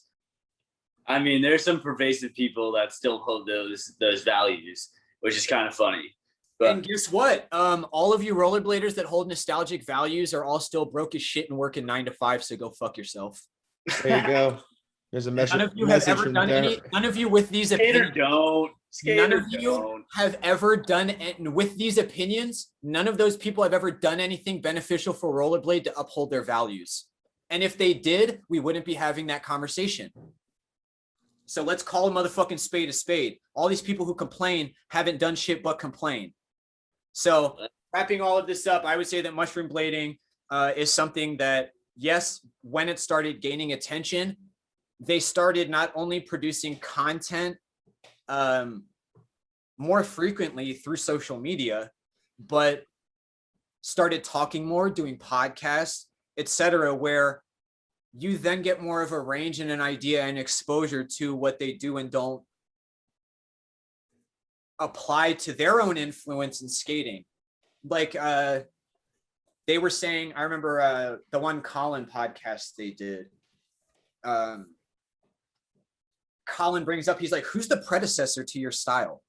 You know, like, you guys are like basically like ODB, like bastard style out there. Like, who are you guys influenced by? And they brought up, like, actually, there's a guy who kind of did this before us, and I can't name him off the top of my head, but it's like, to understand that, like, everything comes from somewhere at some level. What we're seeing with Jesus Christ, because I hate it. I said it to you, I was one of the first people through Circolo to fucking ride for Flying Eagle.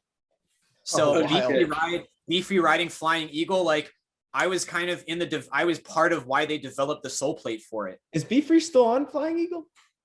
I don't know the technicalities of that situation with Icon and all of that. Oh yeah, that's kind of what I was hinting at. I thought that might be. I physically don't know if the skates are like even like made yet for people to be riding, because I'm pretty sure Montre is still riding his sways. USDs. No, he's riding carbons right now, like the Carlos Bernals or something. Like, okay, pretty sure he's riding USDs. Like, but I have no idea. All in all, I seen him riding Kayas around. That was pretty sick, doing some front side long ass handlebar. Yeah. But I myself would say that I experienced a phase of questioning my own validity of what rollerblading is on all levels when I started powerblading. Because prior to powerblading in 2012, even though I had knowledge of, like, oh, people do more than just grind on skates, there wasn't necessarily a field of expertise of expression of this is what we do. And I think even younger kids, like, unless you played hockey, you never rode over 60 millimeters if you came into rollerblading to do tricks. So wait, if you played hockey, you never rode over 60 millimeters? Unless you played hockey growing up. If you came into rollerblading to aggressive skate, you haven't intentionally to aggressive skate. Yes. Maybe now that changes, because Josh Glowacki and all those people who started pushing the boundaries of 60 millimeter plus, which I'm all fucking for. Bigger wheels all down, baby. Like, that's what it's about. Ride bigger wheels, like, go faster, cruise. This thing, like, it's like skateboarders who refuse to whack shit. Why are you forcing momentum on an object? Like, why are you forcing yourself on the ground? Like, go faster. The whole point, Sandlot style, run faster, jump higher. Like, When I put on my fucking PF flyers, bro, like it's supposed to do something. When I put on my skates, it's superhero shit. I can then, the second I put on skates, you mean to tell me I can go faster than the average person?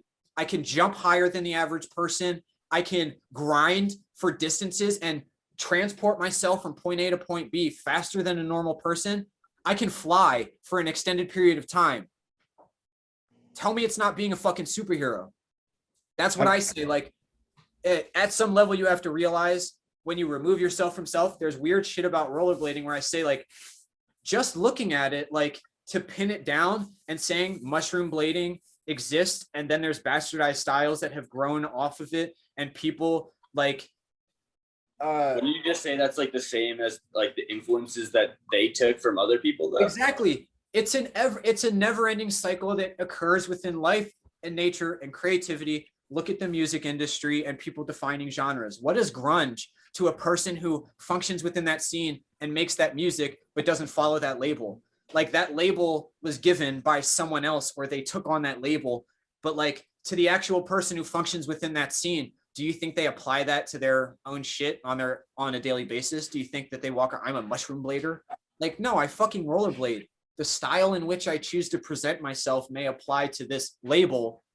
But I guess what I would say, in that through social media, mushroom blading caught on really fast, and that there's, me and my wife talk about this all the time. It's a closed bubble now. The recycling, like, that happens of being presented something, digesting it, and then you outputting material. Somebody puts out an edit on Instagram right now, I could hit the button on it. If they tag shit, I could hit the button on it and go to the store and buy their outfit, or have it shipped overnight to my house, wear their outfit, and tomorrow on my phone, go to a spot that looks relatively the same and do almost the same exact trick and post it and tag them and go, sick style. When the fuck I was coming up, people were just barely using AOL. Yeah, I mean, we're in a different point now. So when I say media and artistic expression itself is being digested at a faster rate, yes, I personally think, and can't necessarily give exact points and don't want to throw or put somebody under the bus like, oh, it's a bastardization of anything, but like, yeah, there's people who aren't quite there yet, and it's the thing, like, y'all were just doing tricks for so long and you just picked up mushroom blading, this concept of applying this thought process to your skating. So I guess what you're saying is, like, you don't like seeing I don't like seeing undeveloped mushroom blading techniques. Like when someone's trying to attempt something that's like that has been executed properly, a concept that you can kind of identify and show better examples of, seeing it performed as if that's correct can be very frustrating. And people saying like, wow, dude, you did it so sick. That's what I don't like about it's like social pretty media. sloppy. Kids are not held to the same standards, which also goes to older people leaving and re-entering the sport. Hey, you can't be a bitter old man too now. Oh, I'm not bitter about shit, because I'll put anybody in their fucking place on skates. Yeah. Like, no, like, the actuality of any situation when it comes down to it, like, let's put this out here. The values that I uphold from Philadelphia and the way that I skate and the things that I were taught, I still uphold in my skating today, hence you guys mentioning that ledge edit. But I've put out plenty of other material, i.e. all of the feet stuff that I did. Okay, so to go over me coming to Arizona and all that, like, let's get into that. Circolo died. I got fucked over on the pro wheel. I said, like, I have better shit to do with my time. And not only that, at that time period, I was growing weed, making more money than I was in rollerblading. I was making music semi-professionally, where right around the time that I stopped skating for Circolo, I got... That was Sands, right? Yeah, so like this would be leading up to starting Sands and me taking a break for a little bit, and nobody saw me it was like I did all that Circolo shit and then I disappeared. Yeah, you didn't make much between like 2016 to 2019, or even like okay, so 2020. All right, so here's the very fast timeline.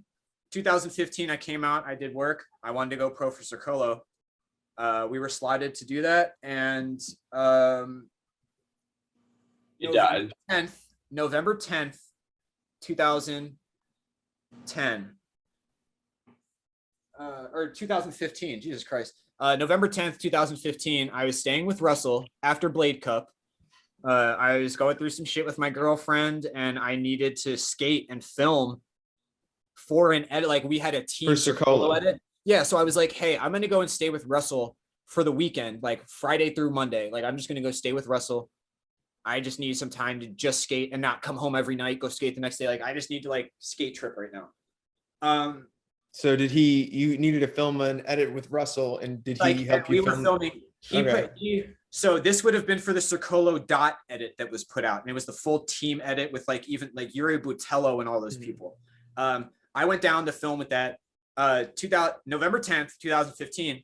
Me, Russell, and Oscar Sosa are sitting outside in his cul-de-sac thing. That was Circolo team though. That's team homie right there. Like all three of us were very close friends and still are. I just talked to Oscar 2 days ago. I just talked to Russell yesterday.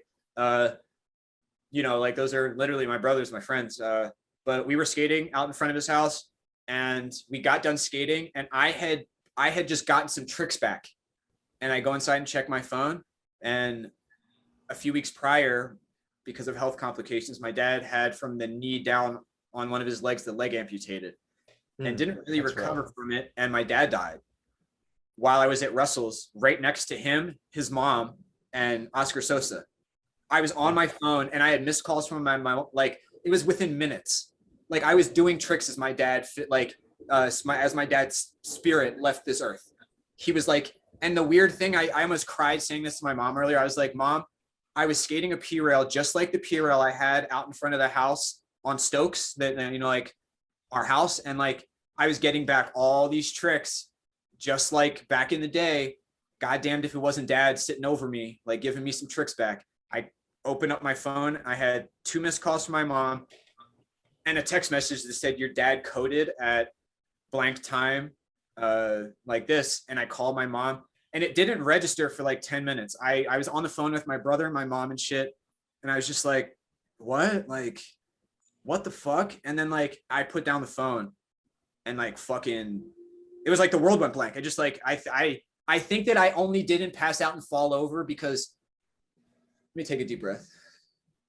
Russell, Oscar, and his mom came over and just fucking bear hugged me. So when I say rollerblading is one of those things, like I'll rollerblade until the day I die and I'll talk shit about what I like about skating and all that because that shit's kept me alive. Because you love it. Like, bro, I've been in the pure love-hate relationship with skating since day one. I take breaks. I consciously take breaks. I'll never like give up skating. I literally like skating is one of those things that like turns me on in life. Like I'll be depressed because of anything else externally and look at skating. I didn't skate for a while. Patrick Ritter skating. Me and Seth Miner talk about this. Seth Miner started skating again because of Pat Ritter. I saw Pat Ritter shit and I was like, goddamn boy, you're doing it properly. And I was at that time, so my dad died. I left. I went home, moved my mom out because as I told you, the situation where my grandparents kicked her out, moved my mom back home with close friends back to Pittsburgh. So my mom is still in Pittsburgh doing real great.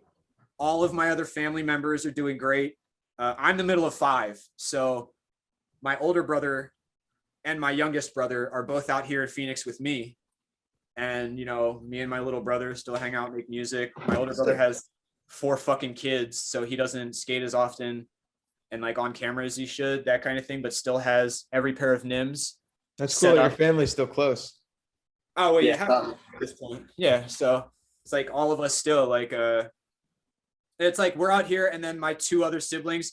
It makes sense why you ended up back in Arizona. They're all out there still. And it's like, yeah, it's close to family, your bros. Like now it kind of all makes sense. Yeah. Right when my dad died and like we made the decisions on what we were going to do, me and my brother, and at the time his now wife was pregnant with their first kid, we decided like, let's go back to Arizona and just hit the reset button. Like I wasn't I was at the tail end of my relationship with the girl Rio that I was with. And like, she was actually in Mexico getting her dual citizenship because her mom had just gotten married down there. So like when I was planning on coming back in 2016, I was bouncing around. I was homeless for a little bit. And this is the more fucked up thing on why I quit skating for a little bit. And I'm going to say this out loud so nobody ever works with him again.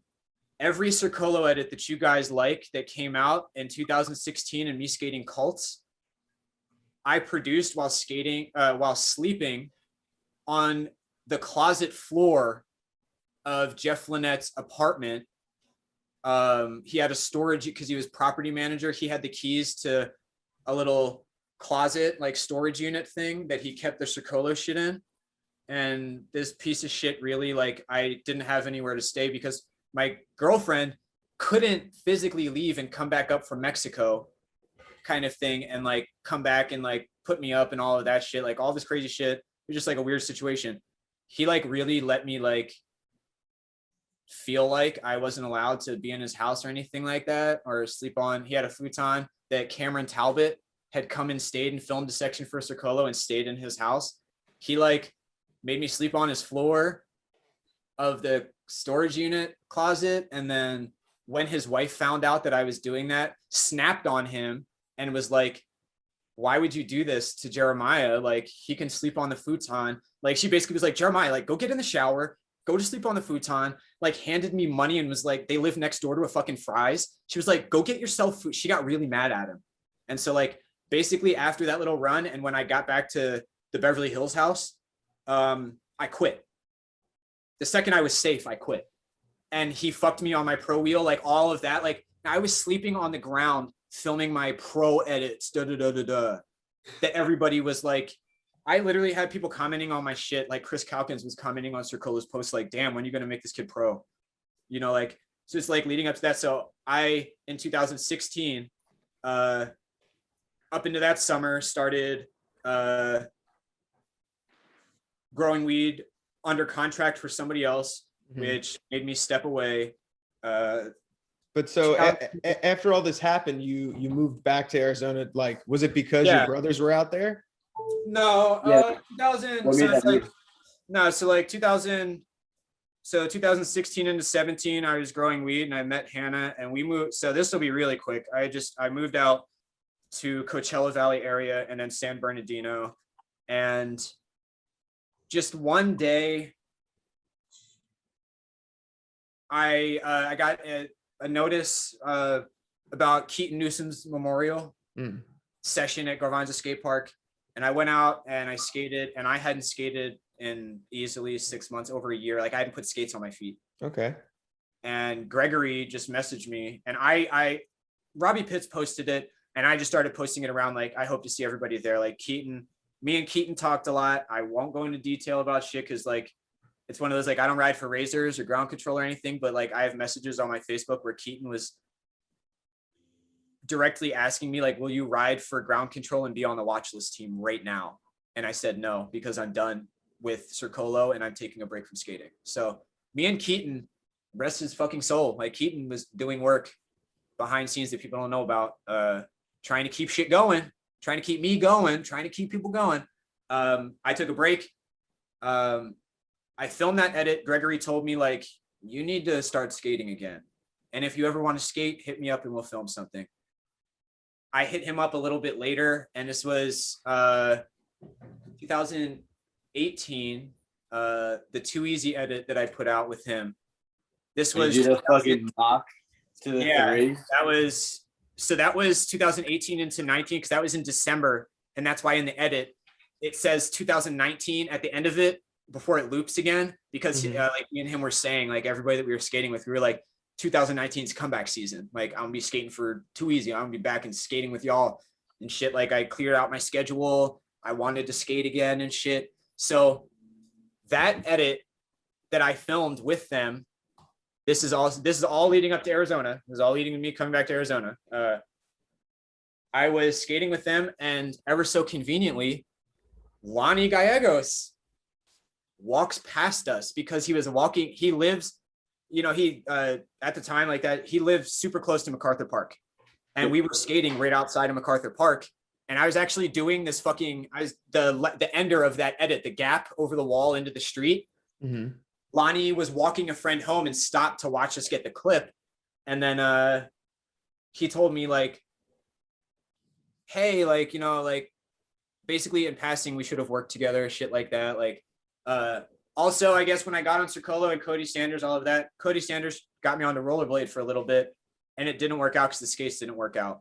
So during that time period, I was actually supposed to work with Lonnie and film with the rollerblade team for like those edits that he put out, like with Cody Porsche and Sizemore and Keen and fucking Robert Guerrero. Mm-hmm. The very last one that was in SoCal, I was supposed to like go and film with them. They sent me 3 pairs of skates, like Troopers, the Downtowns, and something else, and just none of them fit. Mm-hmm. And I felt so fucking bad. And also Tom Heiser, shout out to him for being so cordial about the entire situation.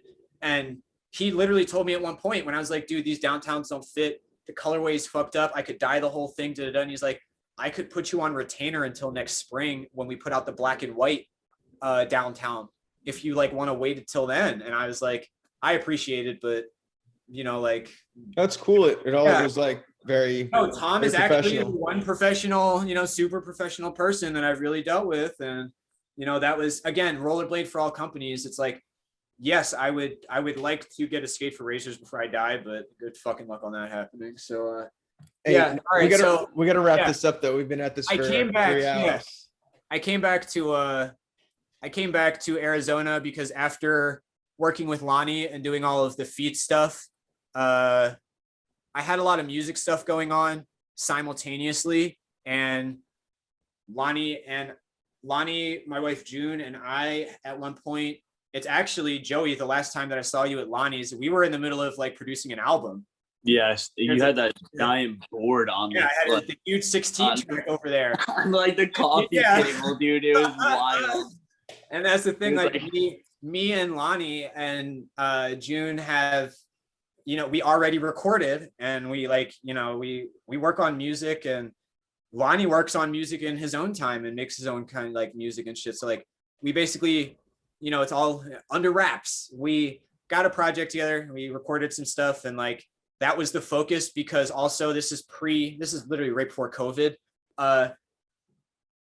We had plans for, like, he was talking about the next feet video and stuff, and like dealing with the aspect of making music for it, and how are we going to get the music instead of worrying about labels and all of that. Like, what if we source the music entirely from skate or shit like that? So like, obviously you just did that. It's like, not that it hasn't been done, just like actively, and you saw like we were making the music kind of thing. So that was a huge focus. And the last feet edit was put out on like Mother's Day. And so from Mother's Day up until October, we were working on music. We were all still hanging out and working on music. I just had a really weird situation where I had a deal on the table with a label, and it's like a legal thing. I can't mention this. I can't mention names. I had a advance on the table to go and do a 6-week live tour, then go record my album and go from there. And I wasn't in a good space mentally and health-wise. I really wasn't in a good place, like touring and all of that. Like, I just wasn't in a good place where I could have done it. I decided, like, I'd been to Arizona before, and this is all just, we'll wrap it up right here. I came back to Arizona really to just take a break, and I didn't even think I was going to be skating. Like, I came back out here with intentions of, like, I had a lot of music shit to do, like music recording, and there's people out here that I needed to record with. Like, I have a set of like jazz tapes. I hate the word jazz because it's not real, but Miles Davis influenced music that I've been working on for like 4 years now with a bunch of different musicians. And I came out here to really like knock that shit out. So Joey, you mentioned Sands. Sands was a 3-piece with me, June, and Jake. It turned into Faders when we added a rhythm guitarist. His name's Noah Estrella. And that's what fueled really us coming out here, was like we locked in as a band, and we were like, all right, we could do this. And then I told Noah, like, if we as a band are going to mark ourselves like as Faders, if you're going to be with Faders, I have the jazz tapes and that's what we're working on, but I have to go to Arizona to record with like my one friend Tori, who plays trumpet out here. Nicholas Villa, who I skate with out here, plays guitar and shit. Like there's a lot of people that coincide In the with what I'm community doing. too, yeah. Yeah, so like I came back out here because one, I kept telling June from the day that I met her, Pheonix is gonna happen while you're with me. You know, like Pheonix is a fucking like a spiritual place for me. Like there's something about it that yeah, it was it's a thing. I didn't go to California first. I feel like a lot of people will like vacation and go to California for the first time leaving the state they're born in. If they go to the West Coast, it's like, yeah, I went to California. I went to Arizona. Yeah, that's different. I've been to Arizona and I knew how hot it was in the summer. So that's a little extreme. That's like almost as bad as the winter in New Jersey. I left in October, and the day that I left, it was 40 fucking degrees, and I came back to a snowstorm in 2010, the first time visiting. So it really has a piece of my spirit here. I love it here. I came back here because there's a lot of music work to do, but then also Sergio Ybarra and Playback Fantasy, Sam Geis, Nicholas Bocchetto.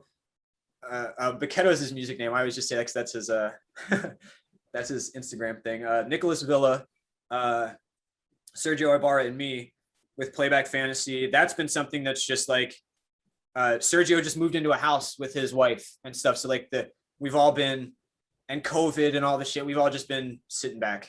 But that's on the music scene. And the skating scene, you're still working with Ryan. We see at the TNS with like even Dale, Ryan Daly and Buchanan. Yeah, that's another thing. Like I never worked with Ryan prior, but then I made the joke about when I came out here, the recreational fear competition that I did. That was the first time I'd ever filmed with him, like that he'd filmed me kind of thing. But I was also skating his Solomons in that that competition, the box and stuff.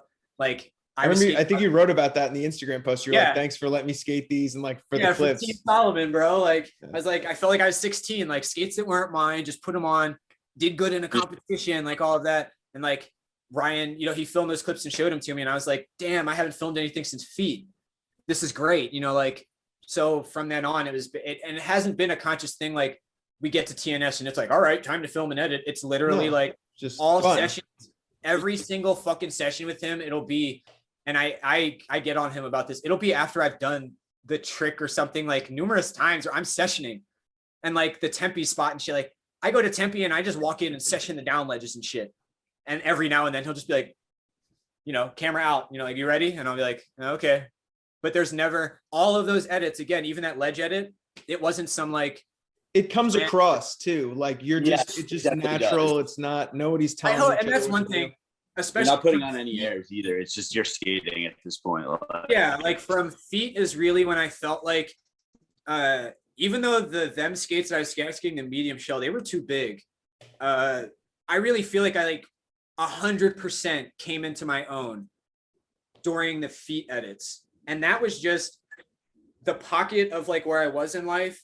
Like I'd always wanted to work with Lonnie. Like I literally I've always wanted to work with Lonnie. So like just that happening and synchronizing was like a fucking legendary moment.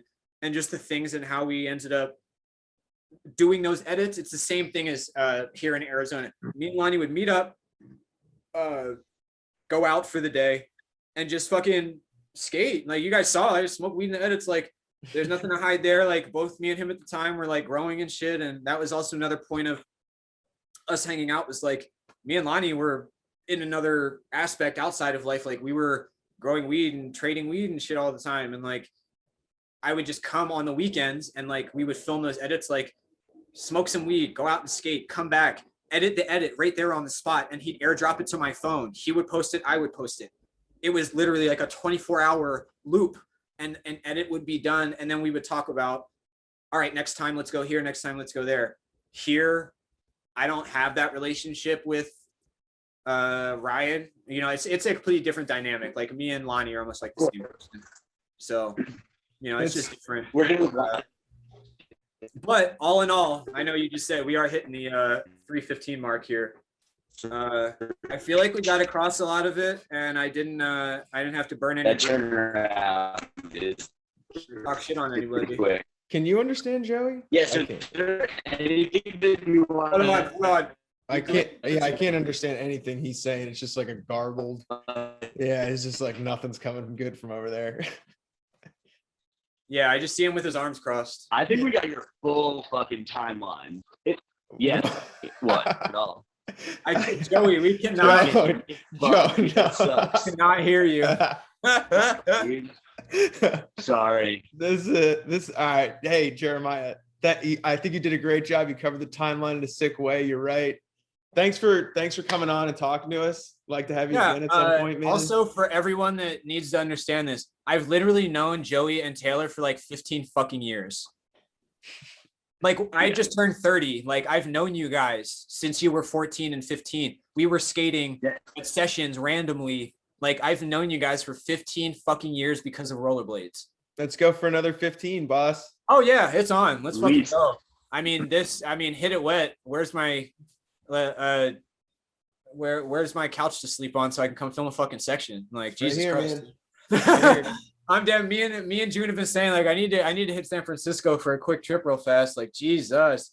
Demonetization, y'all just did. You guys are killing it. I hope that USD makes you motherfucking pro. I hope them realizes what they need to realize with you, Taylor. I don't want to ride for anybody unless they are going to allow me to do what I want to do. So it's likely that I'll end up making skates sooner than later again. And I'm skating stripped K2s right now, so I'm not shouting out anybody.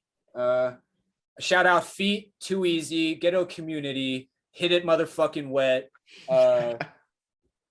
Let's see.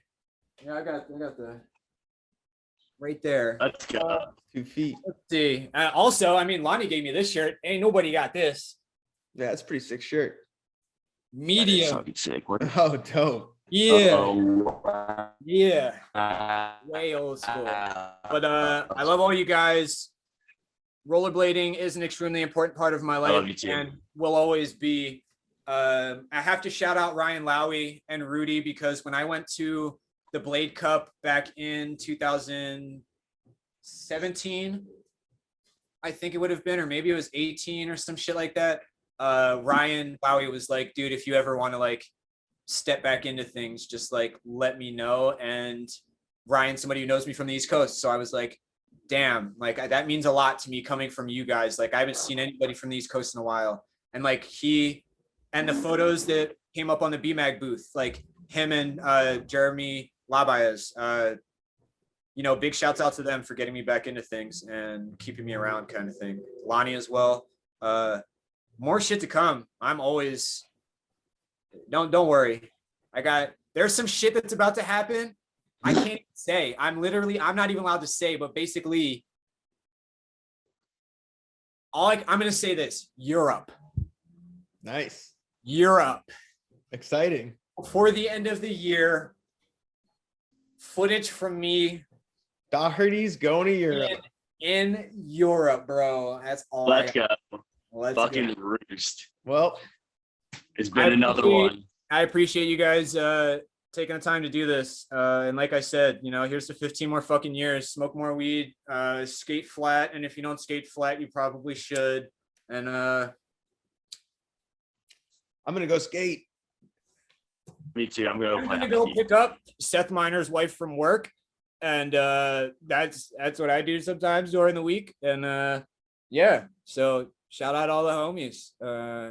I love you guys. Everybody have a good day. Be safe. And yeah, wax motherfucking toaster. Peace, y'all. Peace.